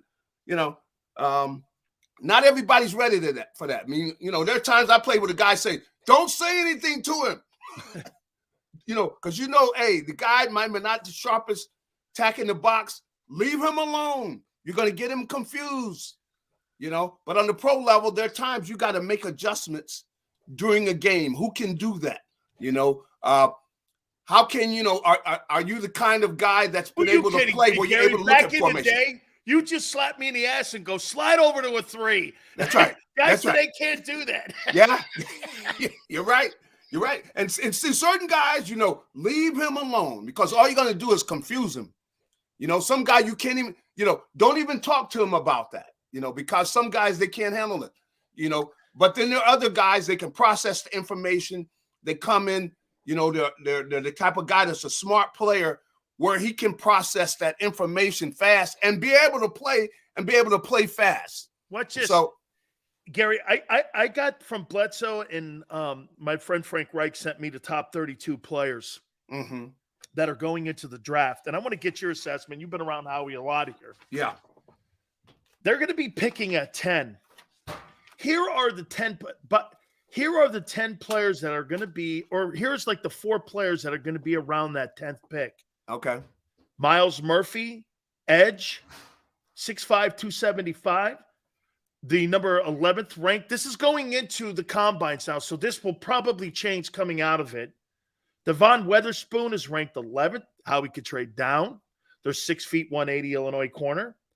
Joey Porter Jr. is ranked 12th at 6'2", 194 from Penn State. Right around, and then you got that kid Brian Branch, who's rated as the 14th highest rated player in the upcoming draft. He's a safety from Bama, another SEC guy, 6 feet, 193. Couple things here, Gary. You could do this. You could re-sign TJ at a safety number at 14-4, slide him over to corner, draft this kid, slide down to 14, get another pick in the 2nd or 3rd, drop this kid who's played with Nick Saban at Alabama, drop him in the safety, you get another pick, you get cheaper instead of having to go out and sign Bradbury. And there you got Epps and this guy sitting back there, and all you had to pay was $14 million. And you get rid of the 2 defensive tackles in the middle. There's $30 million. You put Milton Williams, Jordan Davis, and maybe you go into free agent market and put a guy in there. I mean, there's ways of doing this. What do you think is the most likely avenue for Howie? Well, I think, some of the things you're talking about, I think that, he's definitely going to go through that. I just think that, the whole thing is which one of these guys that are high ticket guys. And I think, because of Jalen, I don't know who they're going to re-sign. I mean, I don't think they can afford to re-sign guys that are going to cost, high ticket guys. Did you think this would get done before the combines? No, I didn't. So they don't have the Jalen deal done before the combines, and they don't have the DC put in place, nor the OC. Are they behind this? Do you think they're behind so far? There's no question that they are. I mean, the whole thing, you're going out picking players, and this is where a guy that has done something similar to what they want to do gets an advantage, and that's the guy that's probably going to get the job. Where I see this guy, I don't know, Sean Desai, who comes from the Fangio School of Defense and everything. He's the assistant head coach now in Seattle. He's got a pretty good reputation around him. I think he probably would be the guy that stays in the lead because you're going to want to stay with the same system. If you can stay with the same system, then there's certain things you don't have to do. You're not going to be under the gun as much when it comes to teaching a new system. You're already in the same system, and with the fact that they were consulting with Fangio, it looks like that's where I think they'd be leaning. And from what I understand, they're interviewing the guy again. So I think he's in the lead. You think they could get this done by tonight? Again, the combine start. I mean, I know, but or how about this, Gary? Maybe this tells us a lot more about the influence that Howie has, because Howie's probably telling the new coordinator, hey, look, here are the pieces that I'm going to give you. Can you build this defense around it? So remember, Gary, help me out here. Do you agree Howie has more influence on Nick when it comes to picking the roster of coaches to coach his guys in the building? Or do you think Nick, because I've never really asked you this question, do you think Nick has as much say in who the position coaches are? I think Howie's hands are in everything. He's got more power than he's had in the past and I think Nick came in there with that understanding. I mean, so that's why bringing a guy like Nick who comes in, he doesn't have this huge resume. He can't come in with a lot of power. And I think what has happened, and especially with the fact that, Howie's done a great job. I mean, coming off this season where he gets an award as executive of the year and all of that, Howie clearly has more power to where he's got his hands in just about everything. Is that good or bad? Well, without a question, it's been successful, Gary, so in the way, so far. But it can go, you can go over the top where the guy that's coaching, he's got to have he's got to have enough power to be able to feel like he can go do his job and everything. But, as long as you know what you're doing. Now, of course, it's so delicate to where, all of a sudden the guy can get where he's going over the line, but the whole thing comes down, are you winning? Are you winning? Coming off of this year, what can you say? You can't be that critical. I mean, they're a play away from winning the Super Bowl. So, you can't really jump on them over that. So I would have to say right now, and this is how I think that probably Jeffrey Lurie is playing. Hey, you see success, who's complaining? So I think Howie has more power, and he's clearly got his hands in everything. That's why I think what you were saying is that he could have a hand in picking the guy or at least influencing it. And then he says, hey, look, this guy knows this system, then, I think I could see where that guy would have a tremendous advantage over everybody else because all of them know the system this guy plays if he's going to continue what they were doing. So here's something else. Let me ask you on the contract negotiations with Jalen. Do you think the failures of Carson Wentz and the Eagles giving that contract extension to Wentz helps or hurts the negotiation process? I said this, and you tell me if I'm wrong. I said what Jalen Hurts has done, he's kind of erased the mistake that the organization and the owner made, and he's validated the second-round pick, and he's validated that, Gary, all by winning and getting to the Super Bowl. So at the end of the day, I think it helps him more so than hurts him, because everything they saw, Wentz is the antithesis of what you don't want. But what you want physical-wise, and Jalen's everything you want when it comes – just your take. That's kind of how I see it. Am I wrong? You've been around them guys a lot. I think you definitely are correct. That the way this whole thing is played out, in that, right? I mean, coming off, what Carson is somebody they're high on, and they go and grab Jalen. And the fact that they went ahead and made that move, and the way it's worked out. I mean, I think it clearly gives them a lot of confidence that, hey, Jalen is the guy, and maybe even more so because of his personality, because of the way that he's so team-oriented.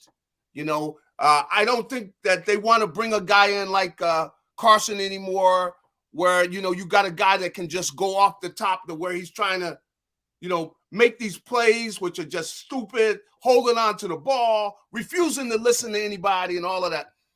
Clearly Jalen is not that type of quarterback.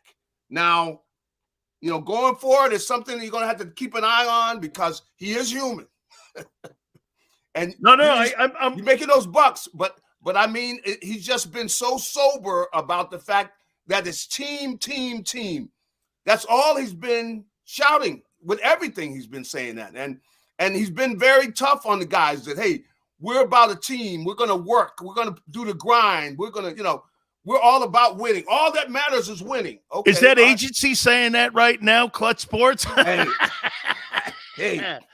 I don't think that agency is saying that.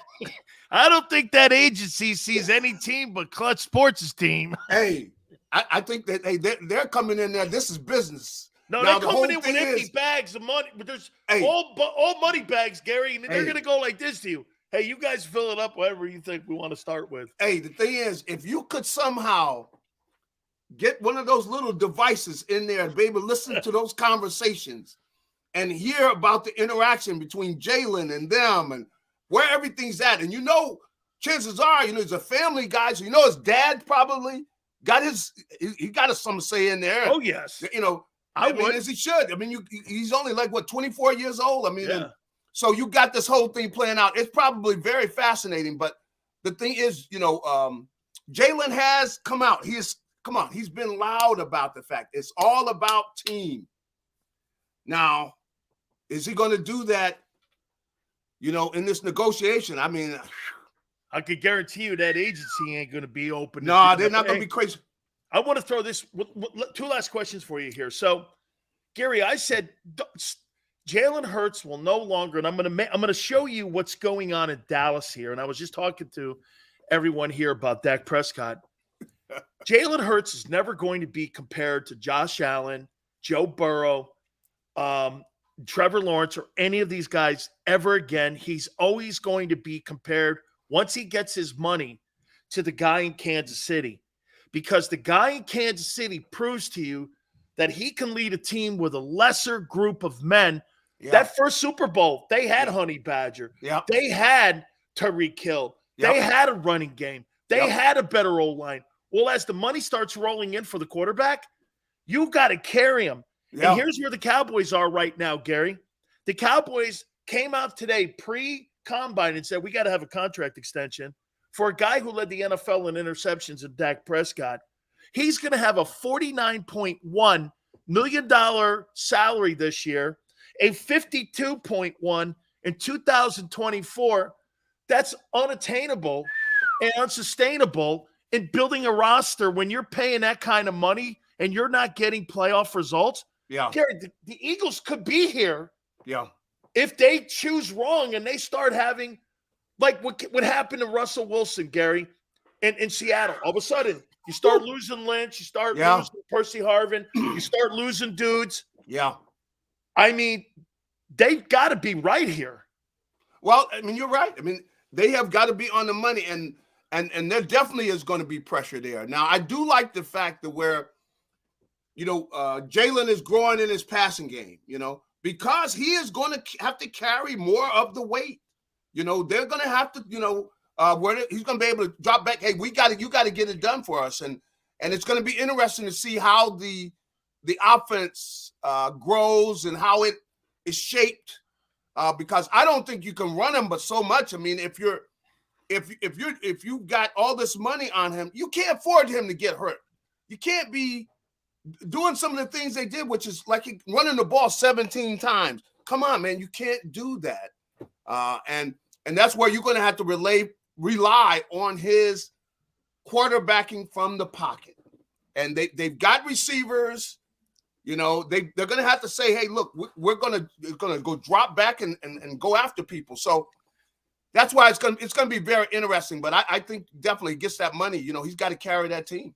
You know what? Finally here, and maybe I've been saying this the wrong way the whole time. It's not if a dual threat quarterback can win the Super Bowl. Let me ask you this. Do you think a $50 million a year quarterback can win the Super Bowl? I think so. Because, and this is the But thing. It hasn't happened yet. No, it hasn't happened yet. The thing is, Howie's been able to do things, to sign guys, and he's got to sign some people using whatever loopholes or whatever, because all the guy cares about is his money. He don't care how you worked it till he gets his money in his account. But you got to be able to do that. And the other thing is they got to have a good draft. Howie's done a lot of things. Great drafter. I couldn't say great drafter. Wait a minute, Gary. Yeah. He's never been able to draft a corner. He has not drafted a linebacker. I think Josh Sweat's good. I think he's getting better, but he's never drafted really an edge rusher. He's never really drafted a wide receiver. Devontae looks like it's the first. Uh-huh. I mean, Gary, all the stuff that he's ended up failing on, what did he do? He went into free agency, got Hassan Reddick. That's right. Got Bradbury. Yep. He even traded for Slay. Yeah. I mean, that whole entire secondary is not homegrown. You're right. His strength has been negotiating contracts, being creative there, and he's been great at going out, getting and filling pieces with people, with guys that you already know can play. You got to have a great draft. He's got to show he can do that. I don't know, who he needs to bring in there, but you got to have a great draft. They got to draft guys that can come in and play right now, and they got to be talented that can play right now, and that's what they got to do, because they can't go out and get enough guys, that are aged. But he's got to be able to do. He's got to be able to do that. That's a part which he's got to show us.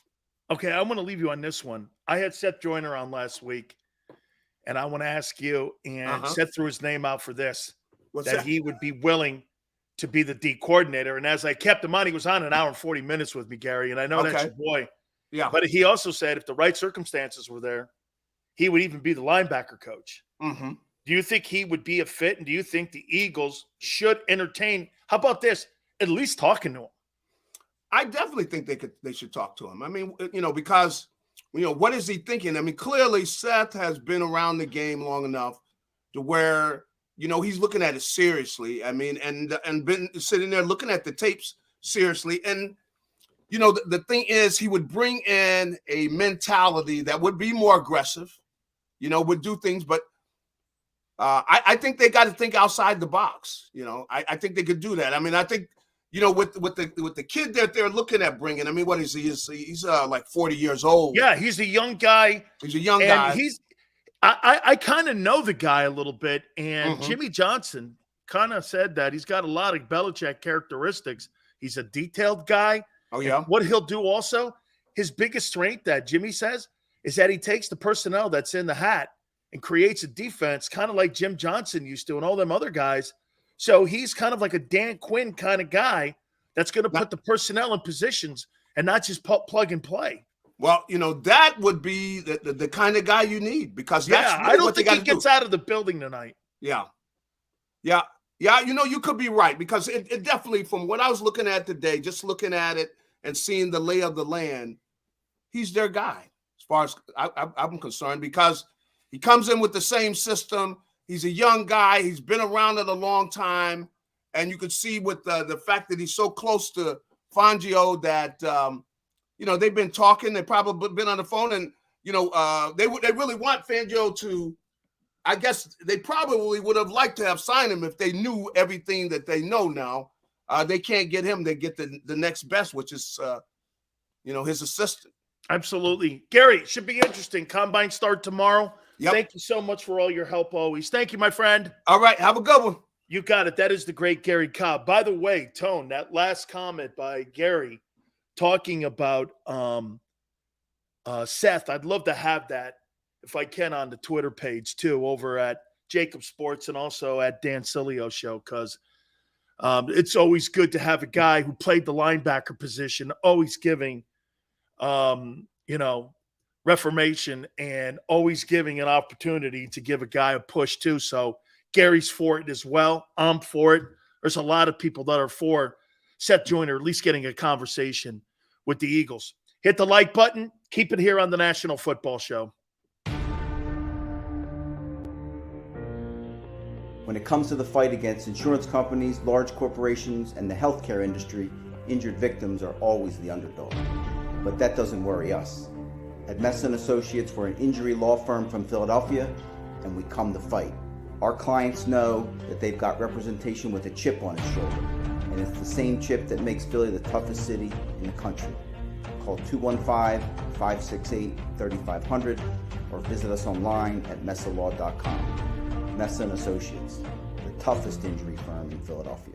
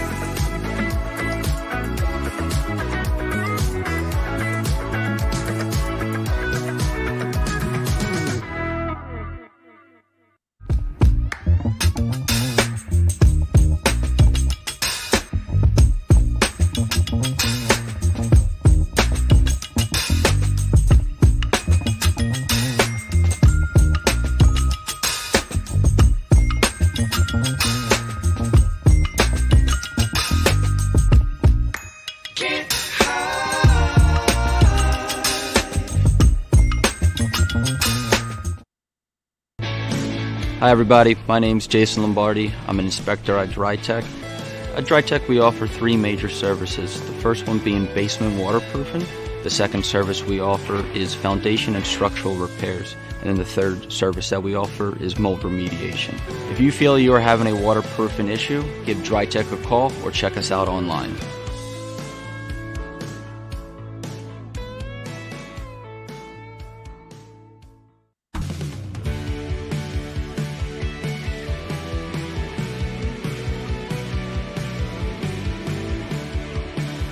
My name is Fran Salerno. I'm a managing director here at Del Valle Insurance Group. Been in the business for over 36 years, saving people money on their insurance needs. Give us a call. Let us help you custom design an insurance plan that meets both your needs and budget. Did you know taxes could be your biggest expense during retirement? Are most of your assets in tax-deferred accounts like IRAs and 401ks? Taxes are historically low today, but we're facing significant headwinds in the future. Do you have a plan? The Thrive Financial team has more than 100 years of experience helping people across the Delaware Valley with forward-looking tax planning. Learn how to shift your money from forever tax to no or low tax accounts. Get your Thrive Retirement Tax Playbook today. Go for the beers. Go for the cheers. Go for the hit and the hits. Go for the scene. Go for the screens. Go for the gallery. Go for the win. Go to Ocean.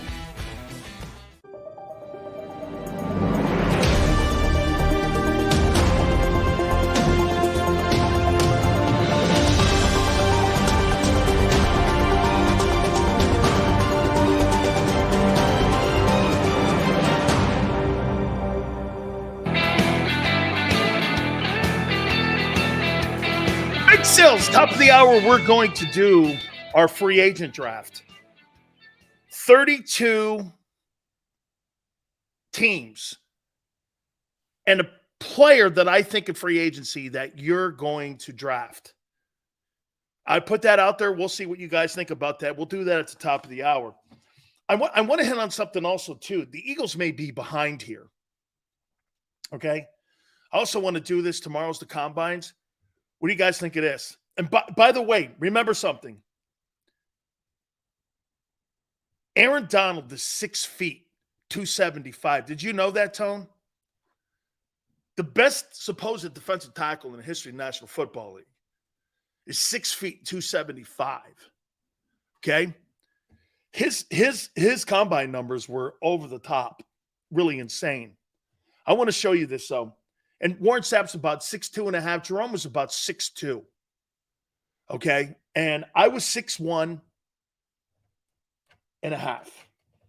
292. I didn't have a combine because juniors back in the day couldn't go to combines, but here were my numbers. I posted them. Okay, my 40-yard dash at 292 pounds, I ran a 4.81. What did Jordan Davis run? 4.78. And he did it at like 3:43. Is insane. It's insane. It's insane. Okay? It's insane. Okay? It's insane. At 292 pounds, I had a 27 vertical, which means I could put my hand in the rim. Now, dude, I could not do any of that right now. But I had a 27 vertical at 292. I posted that too. These are all my numbers. And I benched 535. I did 225 55 times. So I ran a 4.8, was almost 300 pounds, and I had a vertical I could slam a basketball. And that's 34 years ago. Those are and the guy next to me was a freak show too. Jerome Brown. He was a freak show. The guy ran a 4.8 also. He was 305. This is 34 years ago.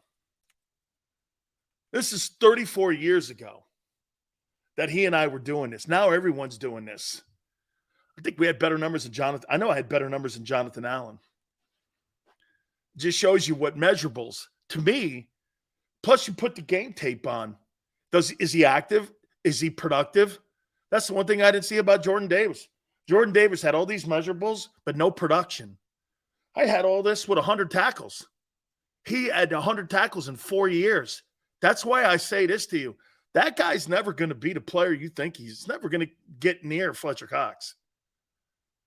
He's not the 13th player. The Eagles overdrafted him. He will never live up to that. Here, I think that kid Cam Jurgens has a chance of living up to his position in the draft. Okay? More so than what Jordan Davis does. Jordan Davis will never live up to the 13th pick. I do not believe that. I don't see it. Like, I saw him play well against the run a couple times. Okay, few stretches of games. But that's not a lot of production. Is it important? Of course it's important. It was a factor in the Super Bowl. I'm not suggesting to you that that's not important. But do you really think the Eagles put an emphasis on stopping the run? They didn't all last year. They went out and got a guy or two guys from the ice cream stand and put him in there over the starter. After he got hurt, he was never really a part of that whole rotation again. He was never part of that. Someone goes like this. Brandon goes, Davis needs to lose weight. That's not my point, Brandon. Brandon, my point is he ain't the 13th pick. He'll never be the 13th pick. Could somebody tell me what Fletcher Cox, what pick was he in the draft? He had to be a first-round pick. Okay, I never see, like Yale said, I never see Jordan Davis in the backfield. I never see him creating a collapse in the backfield. What was Fletcher Cox picked? Was he like he was 12th. So this kid's 13th. Never happened. Never happened. That guy does not look remotely even anything near the kind of product. Dude, Fletcher Cox is 32, and he was so much more productive. And we thought he was out of gas. This kid's 20. No way. No way. Sue's going to the Hall of Fame, GP. Andy traded up for Fletcher. Shit, dude. He's sniffing the Hall of Fame. Fletcher Cox is right there, man. He's right there at the Hall of Fame.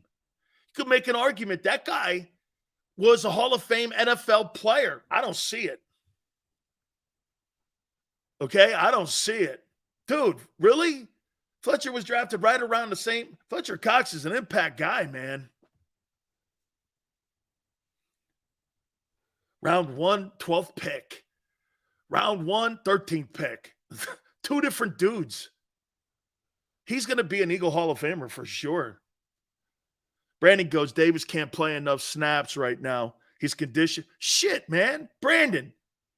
So, Brandon, look what Brandon just said. Hey, Tone, put that up there. Brandon, it's not a rip. I'm not ripping you. Put Brandon Katz's take up there. This is what Brandon says about Fletcher. Davis can't play enough snaps right now. His conditioning isn't good enough. He needs to lose weight. That's something you shouldn't have to coach. You should know that. He played at Georgia. What's it like he played at Kent State or Temple? He played at Georgia. You don't know that? I'll tell you something. You would never have to. I'm not going to tell you guys this all the time. I tell my daughter this every single time. Hey, you'll beat 80% of your opponents just by being in better shape than them. Because you know why? The better athletes sometimes don't have the intangible of wanting to work hard. That's a sign to me Jordan Davis doesn't want to work hard. I've got to tell you, to be in shape is a problem. I shouldn't have. It's professional football. That's like me telling one of you guys, okay, hey, make sure you're not late for work tomorrow. You don't have to tell me that, boss. I know that. What's the difference? What's the difference in your boss reminding you every day, hey, what you guys are saying about Fletcher, hey, you got to lose weight and be in better shape. It's like telling you before you leave for work, hey, don't be late tomorrow. I know that. I know that. Fletcher Cox doesn't have the intangible of hard work. Of all those great players, and Yale, I'm going to put this out there. Of all the great players that Georgia has put out in the last 2 years, 2.5 years, he's the player that did not fulfill the immense talent he has. I said this the day you guys drafted him. He is as athletically skilled and is a freak show at a combine, but when you ask him to produce, he can't. He won't. We'll see. I'm not calling him the B word yet. By the way, I'm not rooting against him. I'm just saying I don't see it. And every time you guys remind me that I have to remind him that it's conditioning, that's a red flag. That's not a good thing. Watch this. He's got to work on his pass rush. Okay. Guys work on their pass rush. He's got to work on engaging and getting off the block. Okay. Guys work on that. So you're telling me this guy's got to work on not going to White Castle. That's a desire. That's a desire. Not good, man. That's a poor intangible. That's why I told you. And Coach Johnson always showed me, he goes, dude, look at the guy's production sheet, not just his height and weight. That's how he could find Jason Taylor, Zach Thomas, and other guys like Tony Tolbert and dudes in the latter rounds. Because you know why? Jimmy liked people that produced. You didn't have to be the tallest guy on the planet. You just had to produce. That's like why when you look at Aaron Donald's measurables, 500-pound bench, he's 6 feet. He's not even 280. Aaron Donald's 6 feet, 275, and played that way at Pitt. But he's got to be one of the best, if not the best, defensive tackle pass rusher in the history of the NFL. And his motor is insane. It's John Randall insane. He has a motor like John Randall and the ability to pass rush like Sapp. That's who Donald is. And he's never out of shape. Always comes to camp ready to rock. I think that Rams team got worn out this past year mentally because of all the Super Bowl bullshit. Okay? And we got to remember one other thing about the negative part of Aaron Donald, in my opinion, is he doesn't have to play to run. They don't ask him to play a run. But he's in the backfield making TFLs. Like, watch this. Hey, can somebody, Tone, what pick was Aaron Donald? 6 feet, 270, out of Pitt. What was he picked? I'd like to know what his pick number was when he went to the Rams. Where was he drafted? Because you couldn't look at him and go, at the combines and go, man, he's not very big. He's a little dude, man. He is. He was the 13th overall pick. That's what you guys took Jordan Davis at 13. The Rams took Aaron Donald at 13. Aaron Donald was so productive at Pitt. Production. You show up at the combines and you run a 4.78. Great. Sounds good. Can you play? I mean, hey, if I wanted to do all that shit, I'd go to Muscle Beach, Santa Monica, find a guy. Look at this dude. This dude's a horse. Can he run? Who cares? You got to have tape. Hour number 2. Big Sills is going to take free agency, and I'm going to have a 32-team draft. And we'll go from there. We'll start that off at the top of the hour. Hit the like button. Keep it here on the National Football Show. When it comes to the fight against insurance companies, large corporations, and the healthcare industry, injured victims are always the underdog. But that doesn't worry us. At Messon Associates, we're an injury law firm from Philadelphia, and we come to fight. Our clients know that they've got representation with a chip on its shoulder, and it's the same chip that makes Philly the toughest city in the country. Call 215-568-3500 or visit us online at messalaw.com. Messon Associates, the toughest injury firm in Philadelphia.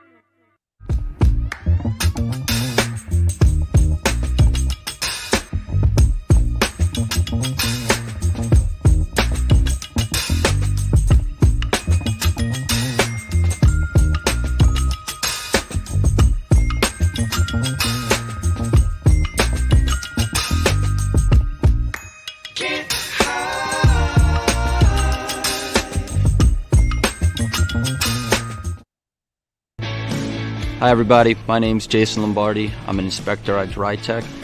At DryTech we offer 3 major services, the first one being basement waterproofing, the The second service we offer is foundation and structural repairs. And then the third service that we offer is mold remediation. If you feel you are having a waterproofing issue, give DryTech a call or check us out online.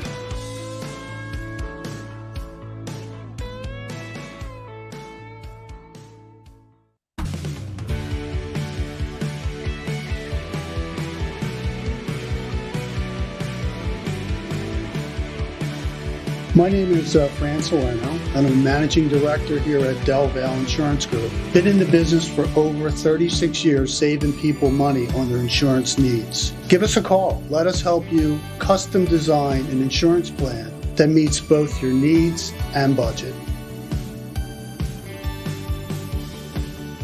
Did you know taxes could be your biggest expense during retirement? Are most of your assets in tax-deferred accounts like IRAs and 401ks? Taxes are historically low today, but we're facing significant headwinds in the future. Do you have a plan? The Thrive Financial team has more than 100 years of experience helping people across the Delaware Valley with forward-looking tax planning. Learn how to shift your money from forever tax to no or low tax accounts. Get your Thrive Retirement Tax Playbook today. Go for the beers, go for the cheers, go for the hit and the hits, go for the scene, go for the screens, go for the gallery, go for the win, go to Ocean.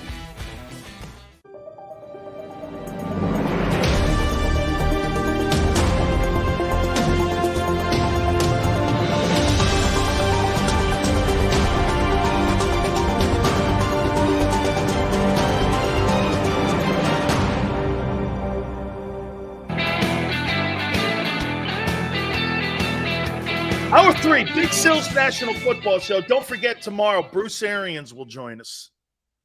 Former head football coach, Super Bowl winning coach for the Buccaneers, will join us. Team executive now with the Bucs, so we'll talk with him tomorrow.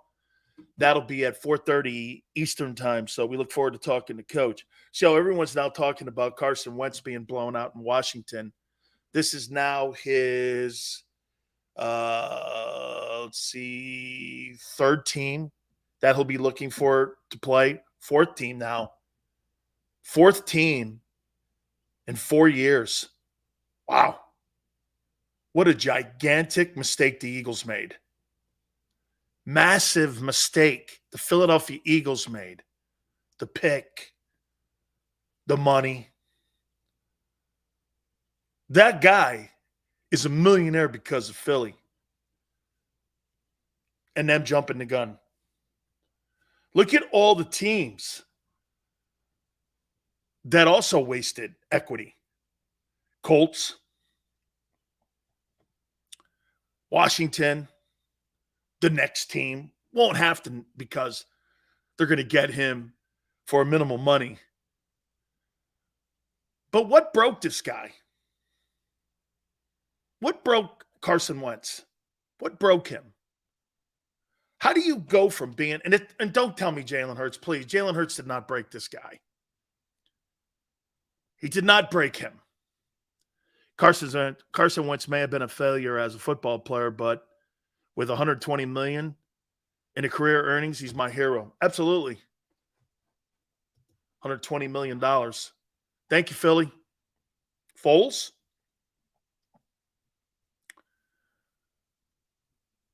I think you guys embraced them. Why don't you think it worked for Wentz period in the league? Why do you think it didn't work? It worked kind of a little bit. Why do you not think it worked? Because you know why? Carson Wentz, before the money, had the best of everything in Philly. The same way Jalen Hurts had the best of everything.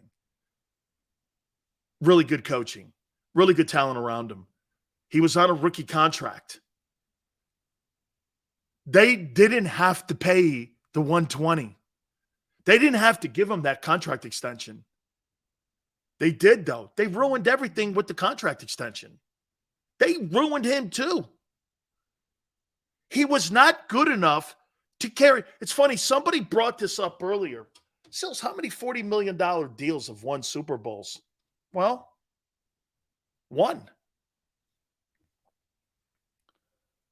How many $30 million quarterbacks have won Super Bowls? Brady? Mahomes?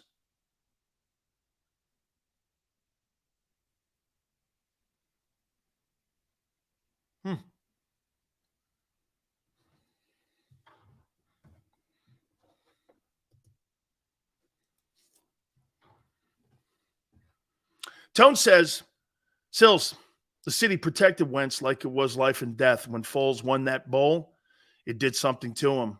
It started pressing like never before. Yeah, because he lost the faith in the fan base, and the fan base lost faith in him. They saw a guy with lesser talent. They saw a guy who was an underdog, like Jalen. They saw a guy who was fighting for everything he had.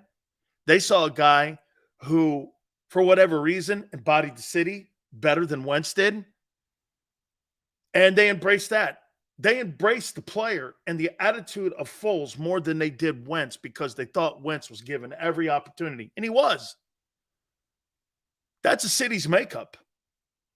That's why Iverson fit. Shit, Allen Iverson may have been a first pick. Allen Iverson was recruited out of prison. He went to Georgetown from a jail cell. Philly is rooting for him. Iverson is one of my favorite athletes of all time, so I'm a little biased. Okay, I'm a little biased towards Allen Iverson. He's my favorite Philadelphia sports dude of all time. I'm a little biased. By the way, he was a hell of a football player. Bobby Bowden offered him a scholarship to go play quarterback. Said he could be the next Charlie Ward. That's a fact. They thought he could be the next Charlie Ward. Iverson. He was a great football player. He was a great dual sport guy. Allen's overrated? I don't think so. Really. I'll tell you, there's not a person that can give Kobe a fight for his presence in the league and his impact in the inner city and the impact of the man himself than Allen Iverson. He's a cultural guy. AI will go down as truly one of the most magnetic dudes in the history of sports. I love that guy. Man, I am a huge Allen Iverson dude. He's one of my top 5 favorite athletes. I'm a massive Allen Iverson guy. I don't give a shit the guy's broke. Think money was a factor with AI? And by the way, Adidas owes him money. Or Reebok signed a contract that he's going to get $38 million, I think, when he turns 60. Because he signed a deal and Reebok promised him this money, and he's owed it, and he'll get it. They love him, man. You can name me a guy who's a better 6-foot player in the history of the NBA. It's over. The real goes, rings? Yeah, you're right. That's why Elgin Baylor sucks too then, right? Or Wilt sucks because he's only got 2. Okay. Or Barkley's horrible, right? Let me get this right. Who? So you think James Worthy's a better player than Charles Barkley? Barkley's a 20,000 point scorer and a 10,000 rebounding guy. Come on, man.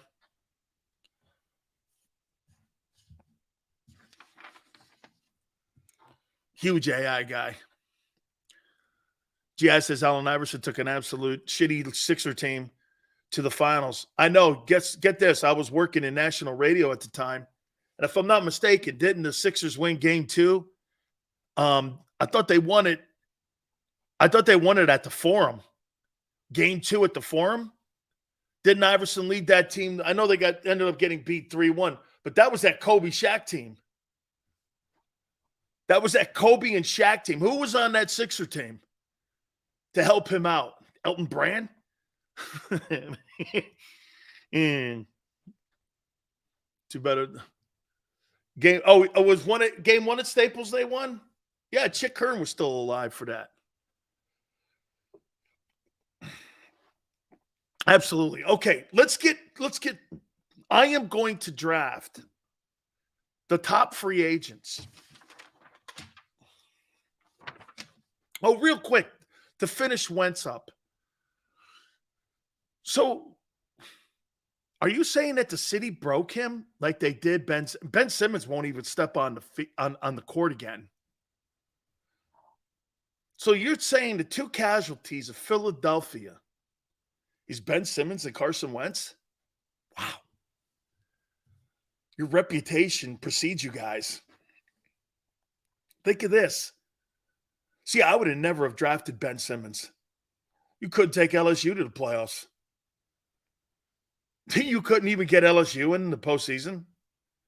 Didn't want to play. He was, what do you have, like a red shirt, kind of, so to speak, rookie year? I thought he was a loser.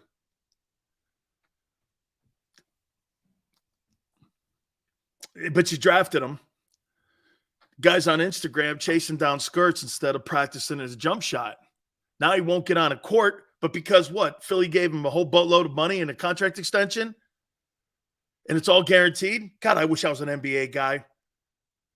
Because if I was an NBA guy, I don't really have to work hard. I could take 3 days a week off, get guaranteed money, and call it load management. And chase Instagram chicks on the thing, and no one says anything about it. You're an NFL guy, you get cut. None of your money's guaranteed. Most violent sport in North America doesn't have guaranteed contracts except the wormy quarterbacks. Be a nice day when the quarterbacks in the NFL stood up for the rest of the players in the league for guaranteed deals. All I see is these guys getting all this money guaranteed. Good for them, man. They're treated like NBA guys. You know what the NFL guys are treated? Like they've always been. Pawns on a chessboard. DTs, linebackers, you don't get guaranteed money unless you're a 1%. All the quarterbacks get all the dough, all the accolades, city respect, backing. Look at Carson Wentz. Hey, they get a lot of shit too, no question about it. Carson Wentz, though, he gets a contract before he's supposed to and before you know exactly who he is. You prematurely pay the guy, and it blows up in your face, and Philly looks at him as a scumbag. Well, you did it. Gave Simmons the money, too, and the opportunity. 2 failures. How many years does Philadelphia tank to suck? 6? How could you sell season tickets as a Sixer owner, and that guy's now trying to buy the Commanders, and for 6-7 years you sucked out loud, giving your fans the worst product on the planet, and I got to worry about Embiid whether or not his foot hurts all the time, or Ben Simmons is a crybaby. Man, you can count my ass out on that one. You got to prove to me more about my loyalty to you if you're a Philadelphia 76er fan than to sit there watching the Sixers play against the Celtics. Dude, you lost my loyalty. At least the damn Eagles, they go out and they try to win each and every single year. They put the best roster and the best product. It's the best organization in Philadelphia by far, including the Flyers. Ed Snyder dies. Look at that train wreck. Shit, you go over to Wells Fargo and you look at the Sixers and the Flyers, and you must want to vomit. Markelle Fultz. I mean, seriously, dude. I mean, Philly has the best run football team in the NFL right now. And they got the other sports, they blow. Now, wait, Dombrowski's in the building. They got to the World Series. They're good, except for their starting pitching, which is coming around now. One of the reasons why the Phillies were never really in contention is because starting pitching dwindled on the farm. You go down to Clearwater, you never saw anything down there. Now you kind of see it again. That's made them great. Starting pitching. Making a deal to get a reliever in the building. Even stupid Papelbon was decent.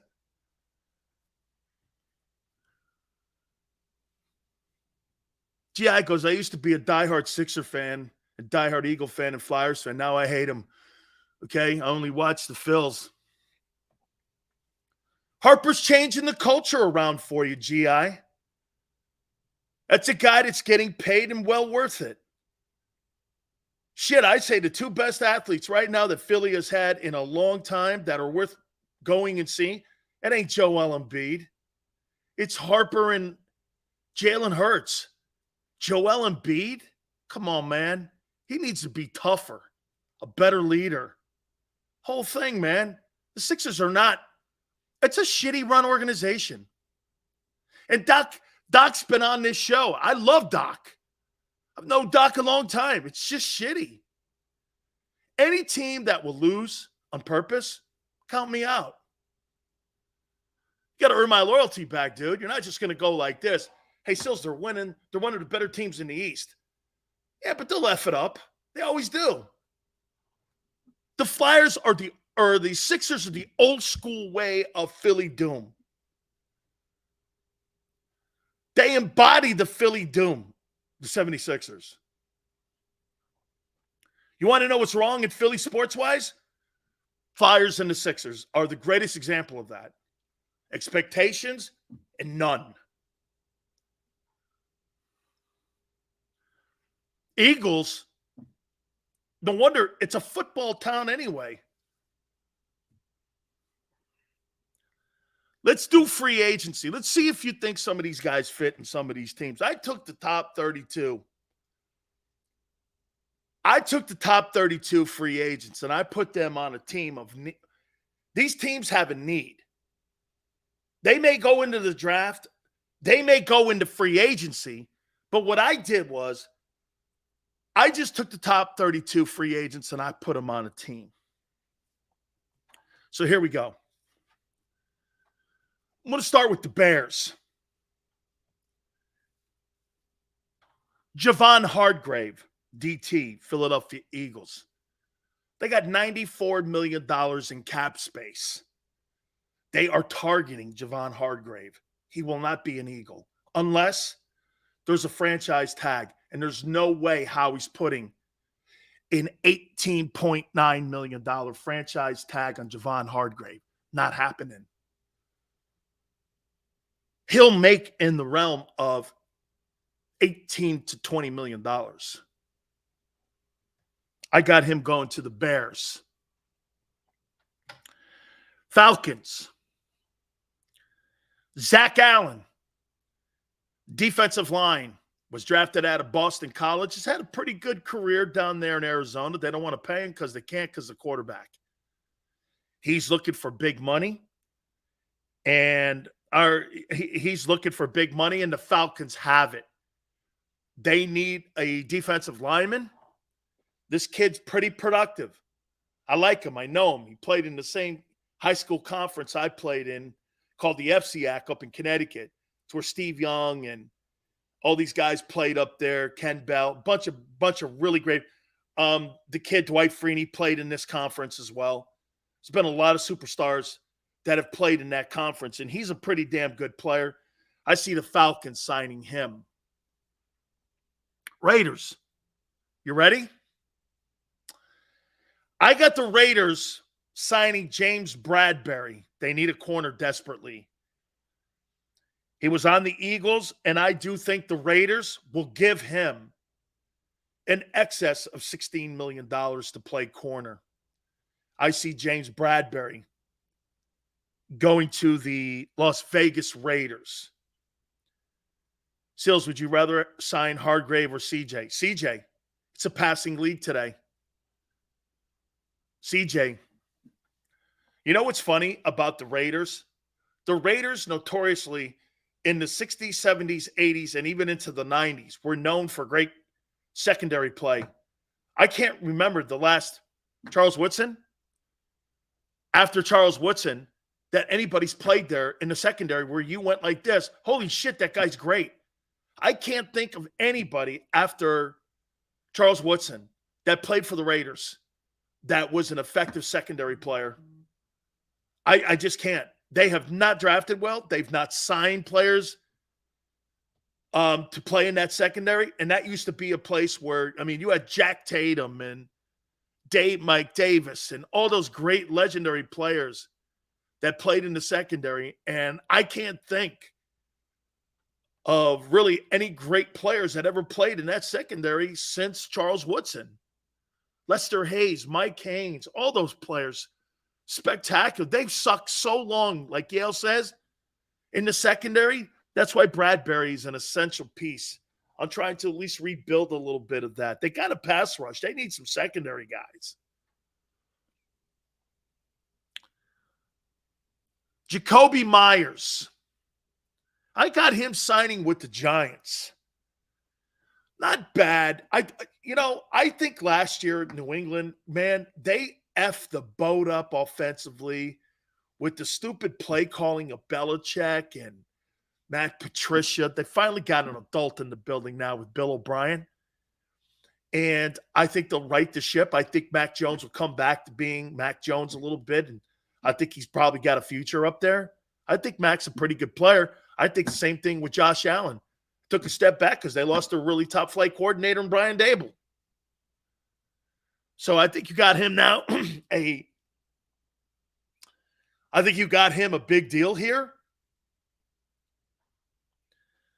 So I got Jakobi Meyers going to the New York Giants from the Patriots. Marcus Davenport, edge rusher, played with the Saints. Pretty good ball player. I got him going to the Texans. Texans have a lot of draft assets, and they have a lot of equity when it comes to free agent money. Boy, I'll tell you something. I could see them spending a lot of money and drafting a ton of players. I think Bryce Young lands here, so you're going to start to see them build on defense and go through the draft some offense. I think they got 2-1, so they're going to go quarterback wide out, in my opinion.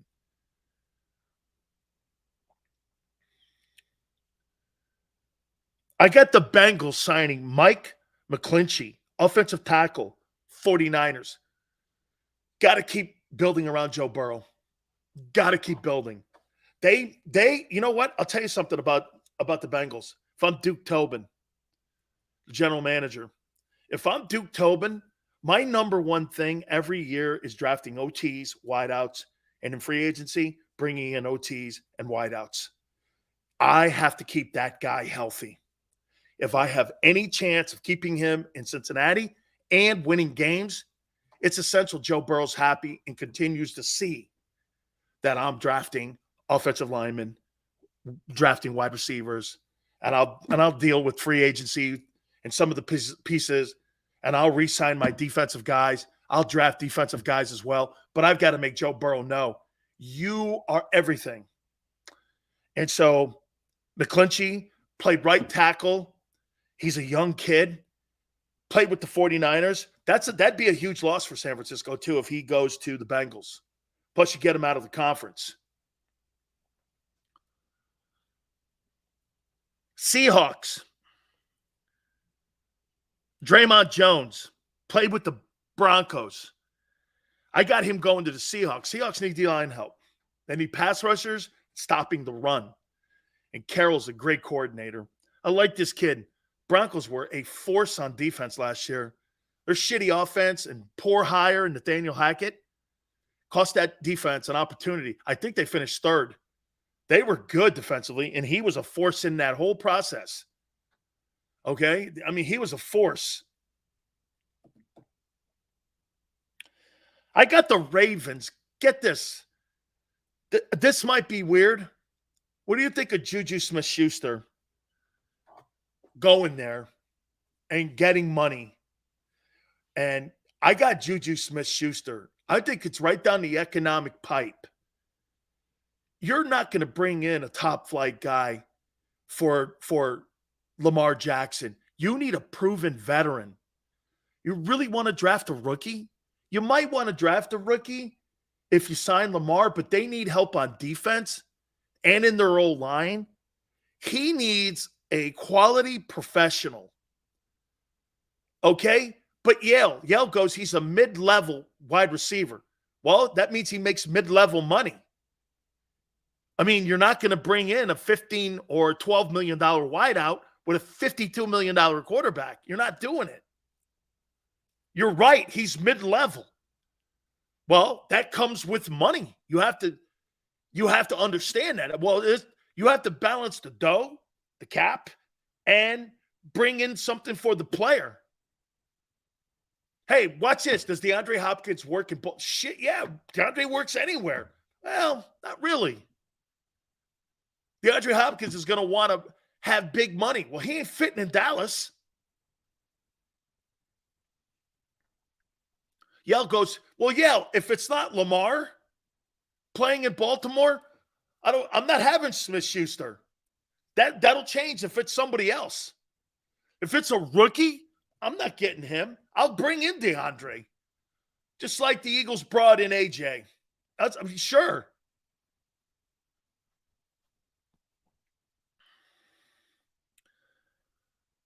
Cardinals. Jonathan Gannon. Jameel Dean, I think he's 26. Cornerback, Buccaneers. This guy is a man corner. Bradbury and CJ played center field last year. Dean's better. Dean's better than Bradbury and Slay. He's better. He's a man corner. Your guy's not. Okay? They're not. Darius Slay got $18 million last year to play center field. He wasn't stressed.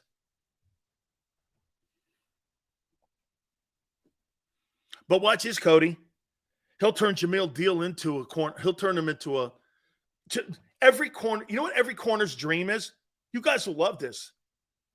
You know what every corner's dream is? To have a defensive coordinator and not have me play man coverage and just center field for $12 million. You're 40 yards off the ball. No one should ever beat you deep. You're a corner playing 40 yards off the ball. I mean, and I'm going to pay you $12 million for that. The Eagles got hijacked on that. And where they made it up is that CJ made $800,000. And well, they still had to pay $8 million to Bradbury. To me, so you paid $30 million to two guys that play center field, and you guys called yourselves the best corners in the NFL. And when you got into a game where a quarterback could rip your ass apart, he did. Took you to the woodshed. 90% completion percentage in the second half against Jonathan Gannon and the so-called best duo corners in the league. Made you look like chumps. Those crossing routes confused the hell. Everybody was wide open. Nobody got hit.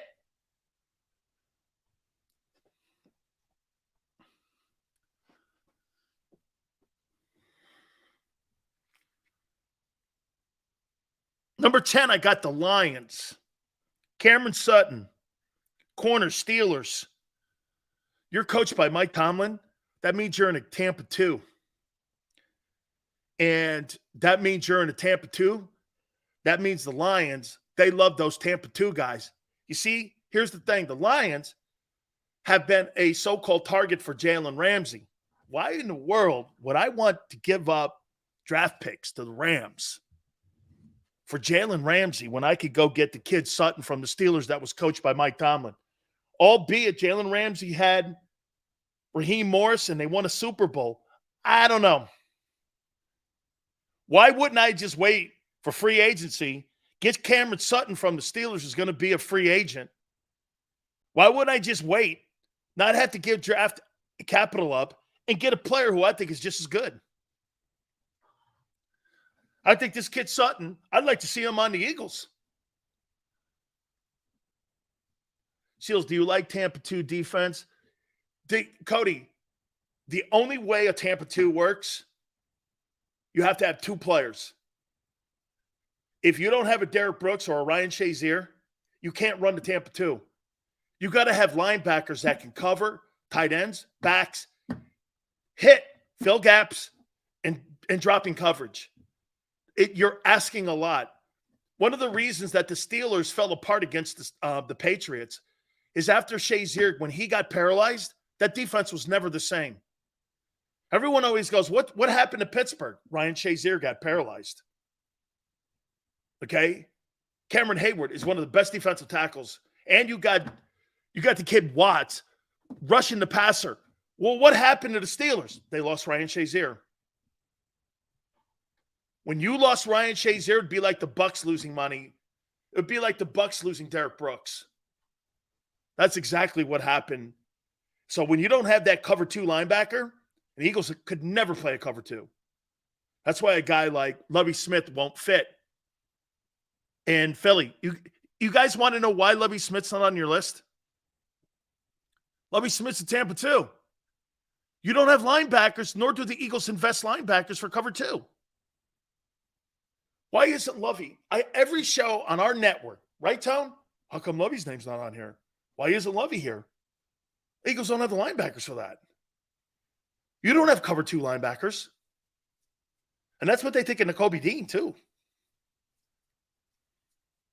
I mean, that's not the simplest defense to run. I've been around Monty Kiffin, and I've been around Tony Dungy. He was on last week.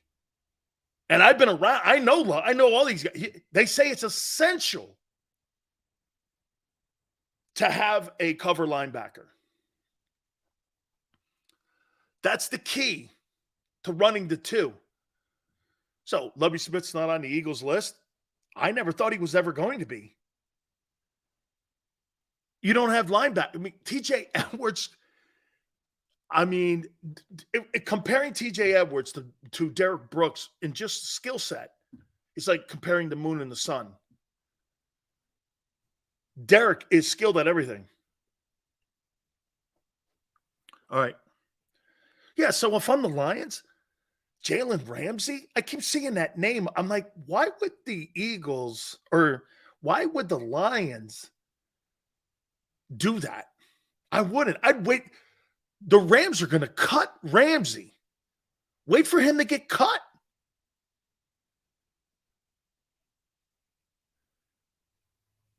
Number 11, I got the Titans. Jawan Taylor, OT. Jaguars, pretty good player. That's a shame if they let him walk out the building.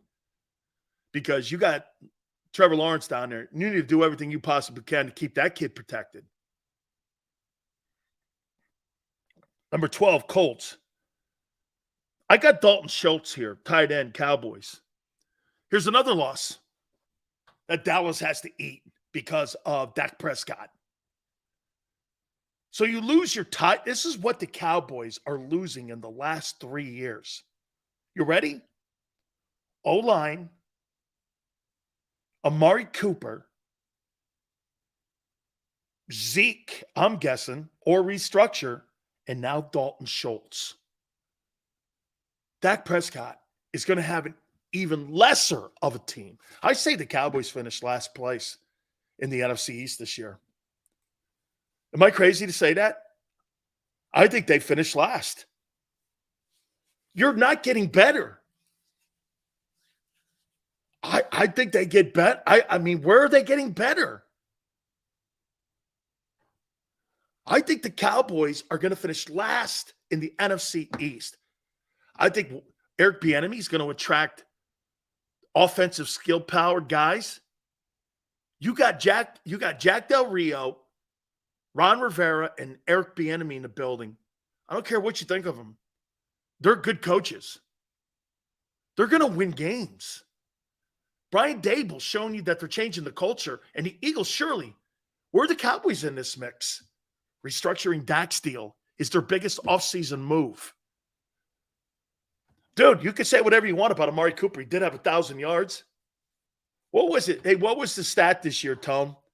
3 Alabama guys had 1,000-yard seasons. Devontae, Jalen Waddle, and Amari Cooper. Had 3 Bama guys have 1,000-yard seasons. All of them were probably in the same wide receiver room in Alabama, which is insane. Right? Eagle fan goes, Ron Rivera's trash sales. It took a team to the Super Bowl. Like your guy. If they get the right quarterback in Indy, that could be interesting. Again, shitty ownership. I say the Broncos get that Bills linebacker, Tremaine Edmonds. They need help at linebacker there. And this kid, Tremaine Edmonds, I'd like to have him in Philly. This guy can play, man. Okay? This guy can play. He's a good football player. Here's who I had the Eagles taken. Tell me if you think I'm crazy. In free agency. I think I got to be one of the first guys to throw a name out. You tell me, okay? Ready?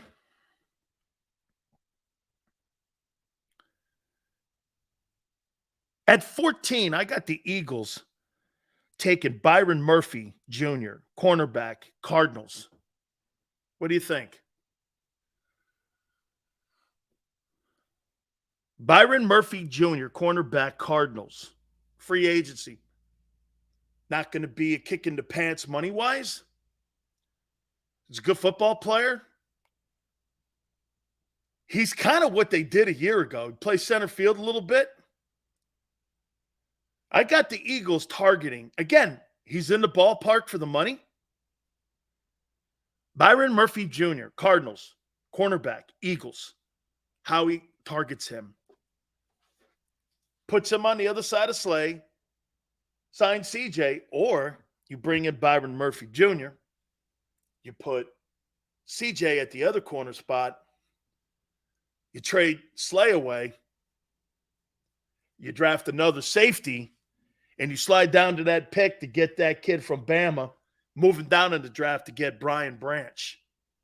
Would you be okay with that? How about this? Listen again. You trade Slay away. He's coming off a Pro Bowl season. Get something while you can at 32. You trade him away. You trade down in the draft to get more draft equity. You sign Byron Murphy. Put him at one corner. Then you take CJ, put him at the other corner. Sign Marcus Sampson. Then you draft this kid, Brian Branch. 17, because you slid down from 10. And you got multiple picks in 2s and 3s, or you got another first-round pick next year. How about that?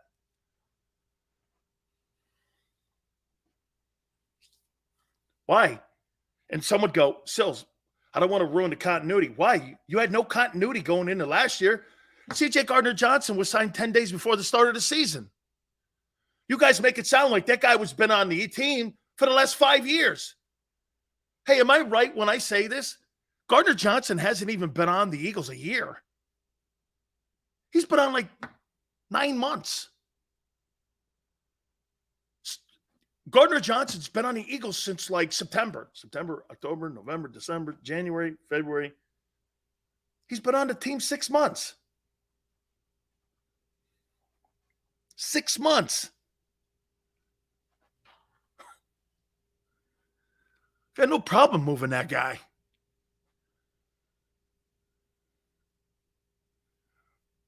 We need a DC. That's why this guy from Seattle, Desai, is one of the best minds in the game. His reputation precedes him. People have nothing but tremendous things. That's why he's the assistant head coach in Seattle. If I'm not mistaken, I thought he was in Chicago too a little bit. But he's a young guy. He's got a lot of Belichick qualities, in my opinion. Swift, the running back. I don't want to spend any money, man. So probably not. I want to go into the draft and get my running back and put him on a rookie contract. Jalen Hurts is my offense. The tight end and the 2 wideouts of my old line are my offense. The running back. So you guys like Byron Murphy Jr. I do too. Do some homework on him, Yale.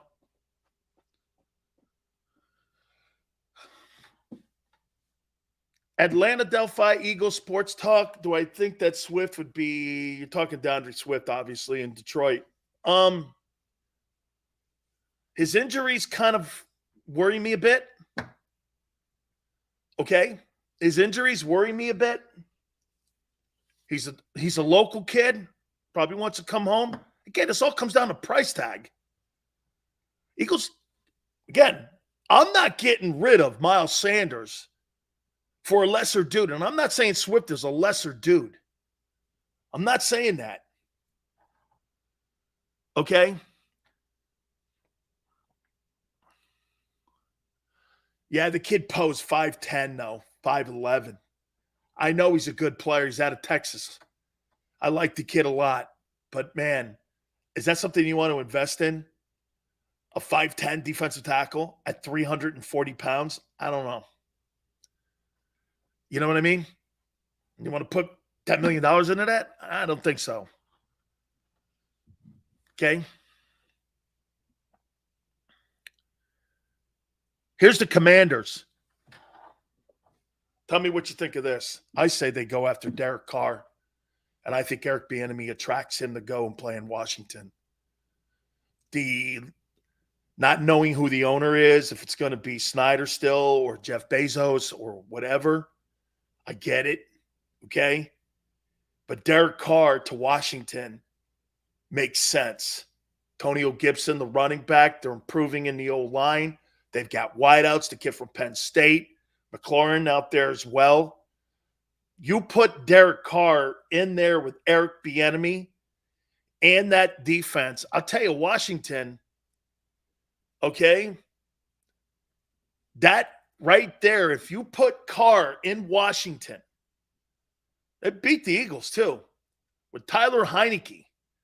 You put Derek Carr in Washington in a very – watch this. If you're Derek Carr, do you want to go to an AFC team or do you want to go to a chance in the NFC that could put your butt in the NFC title game?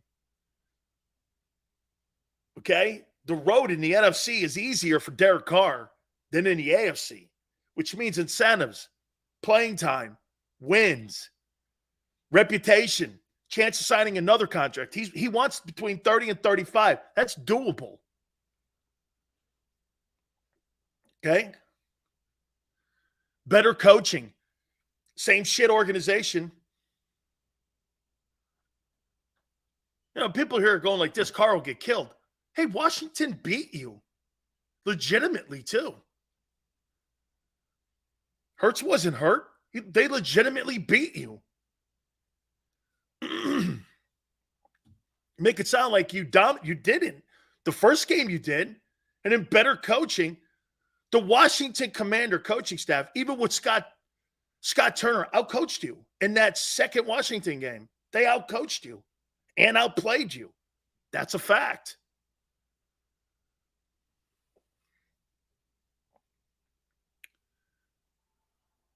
'49ers. I got Isaac Seumalo going there. Tonja says if Derek Carr goes to Washington, I'm paying close attention to them, which means he believes they could be a threat. I got Seumalo going to the 49ers. Got the money. I'm paying the quarterback. I could see them going after him. Let me take a timeout and I'll finish. I stopped at 17. So now I'll run through these quick. Please hit the like button. Keep it here on the National Football Show. When it comes to the fight against insurance companies, large corporations, and the healthcare industry, injured victims are always the underdog. But that doesn't worry us. At Mess & Associates, we're an injury law firm from Philadelphia, and we come to fight. Our clients know that they've got representation with a chip on its shoulder, and it's the same chip that makes Philly the toughest city in the country. Call 215-568-3500 or visit us online at messalaw.com. Mess & Associates, the toughest injury firm in Philadelphia.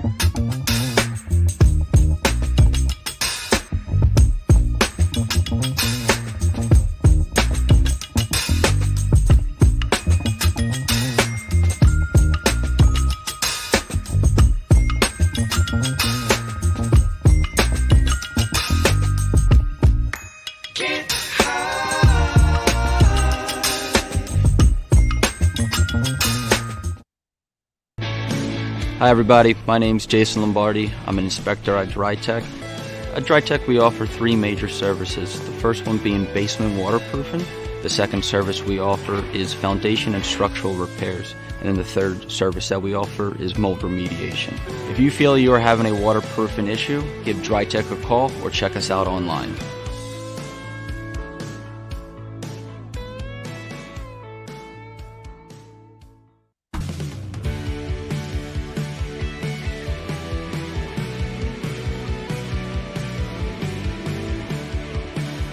My name is Fran Salerno, and I'm a managing director here at Del Valle Insurance Group. Been in the business for over 36 years, saving people money on their insurance needs. Give us a call. Let us help you custom design an insurance plan that meets both your needs and budget.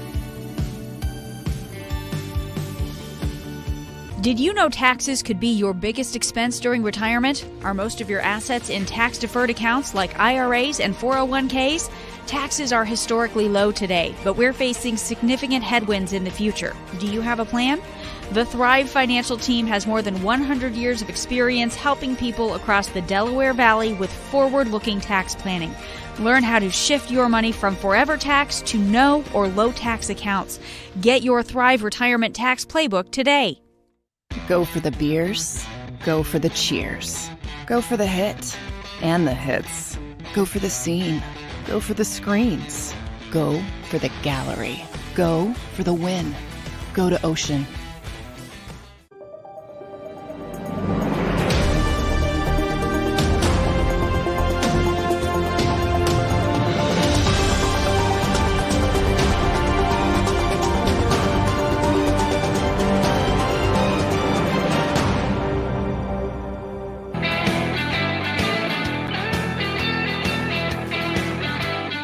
Fans are incredible.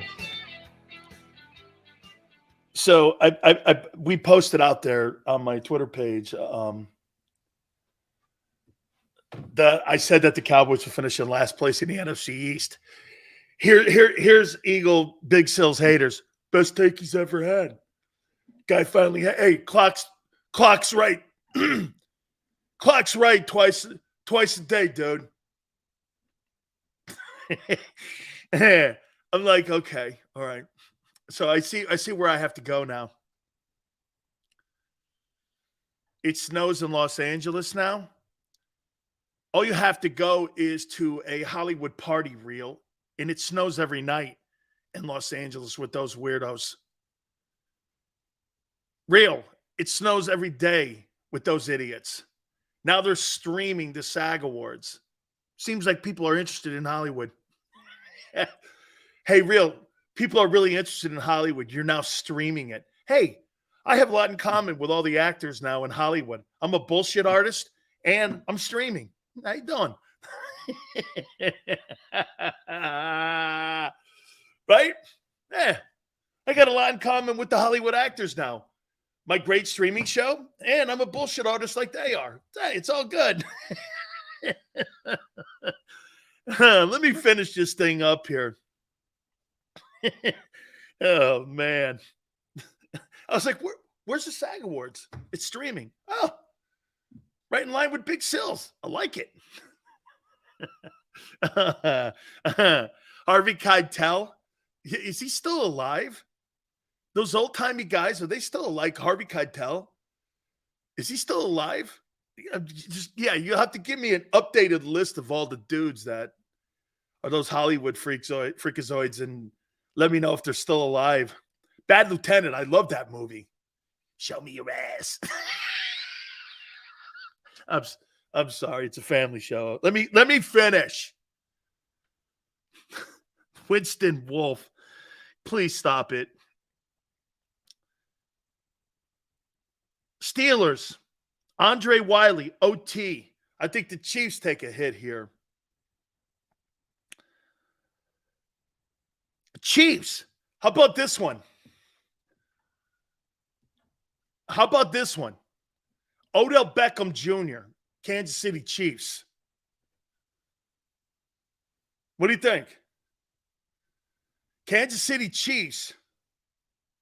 Show me how you easy, Grease, easy. My aunt watches the show. Easy. How about Beckham? Beckham going to Kansas City, right? Why would you go to Jerry Jones? Ain't got the money or the space. Go to Kansas City. Have Patrick Mahomes create a value for you. Can you imagine, this is what I would do. I would go to Kansas City. I would go to Andy Reid and go, tell you what, I'll give you a hometown cooking deal, a Howie Roseman deal. If I put up these numbers, you sign me to a contract extension.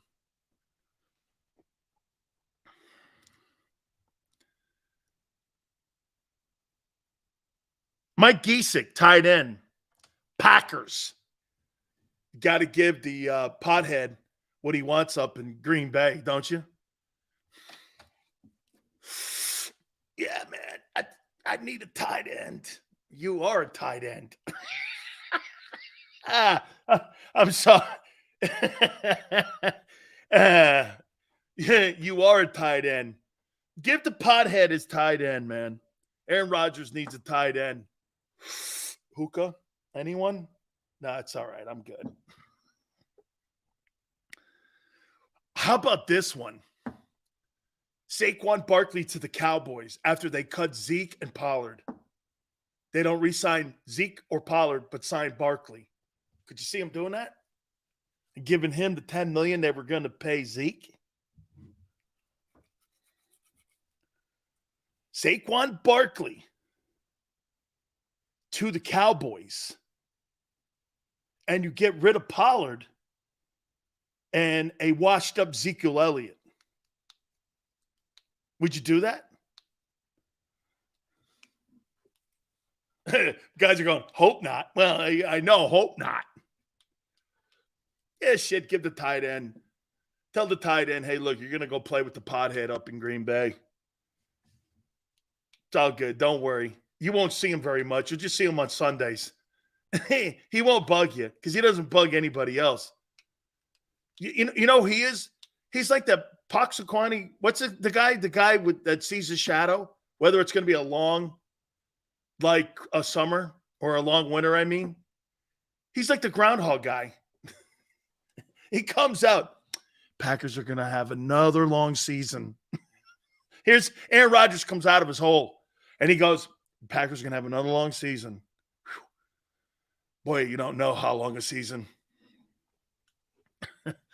Hey, I'm gonna call the guy the Gopher guy. That's his new name. Yeah, we're gonna have a really good year this year. Crops, no, not there. No way. You kidding me?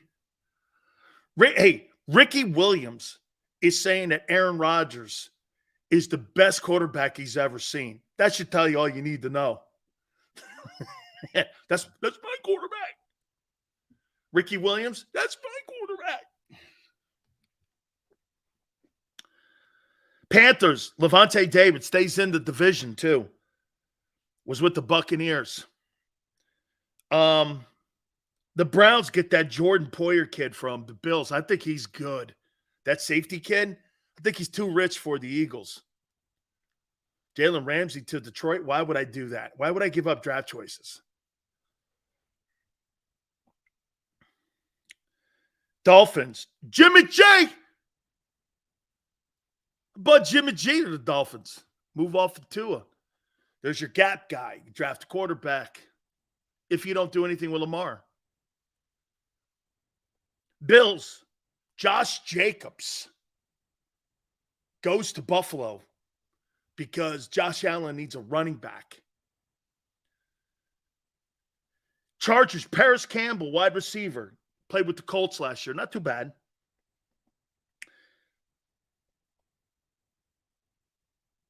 Jesse Bates, safety. Bengals last year. Vikings this year. They need a lot of help. And Patrick Peterson to the Bucks. Bucks have like their own little retirement home now.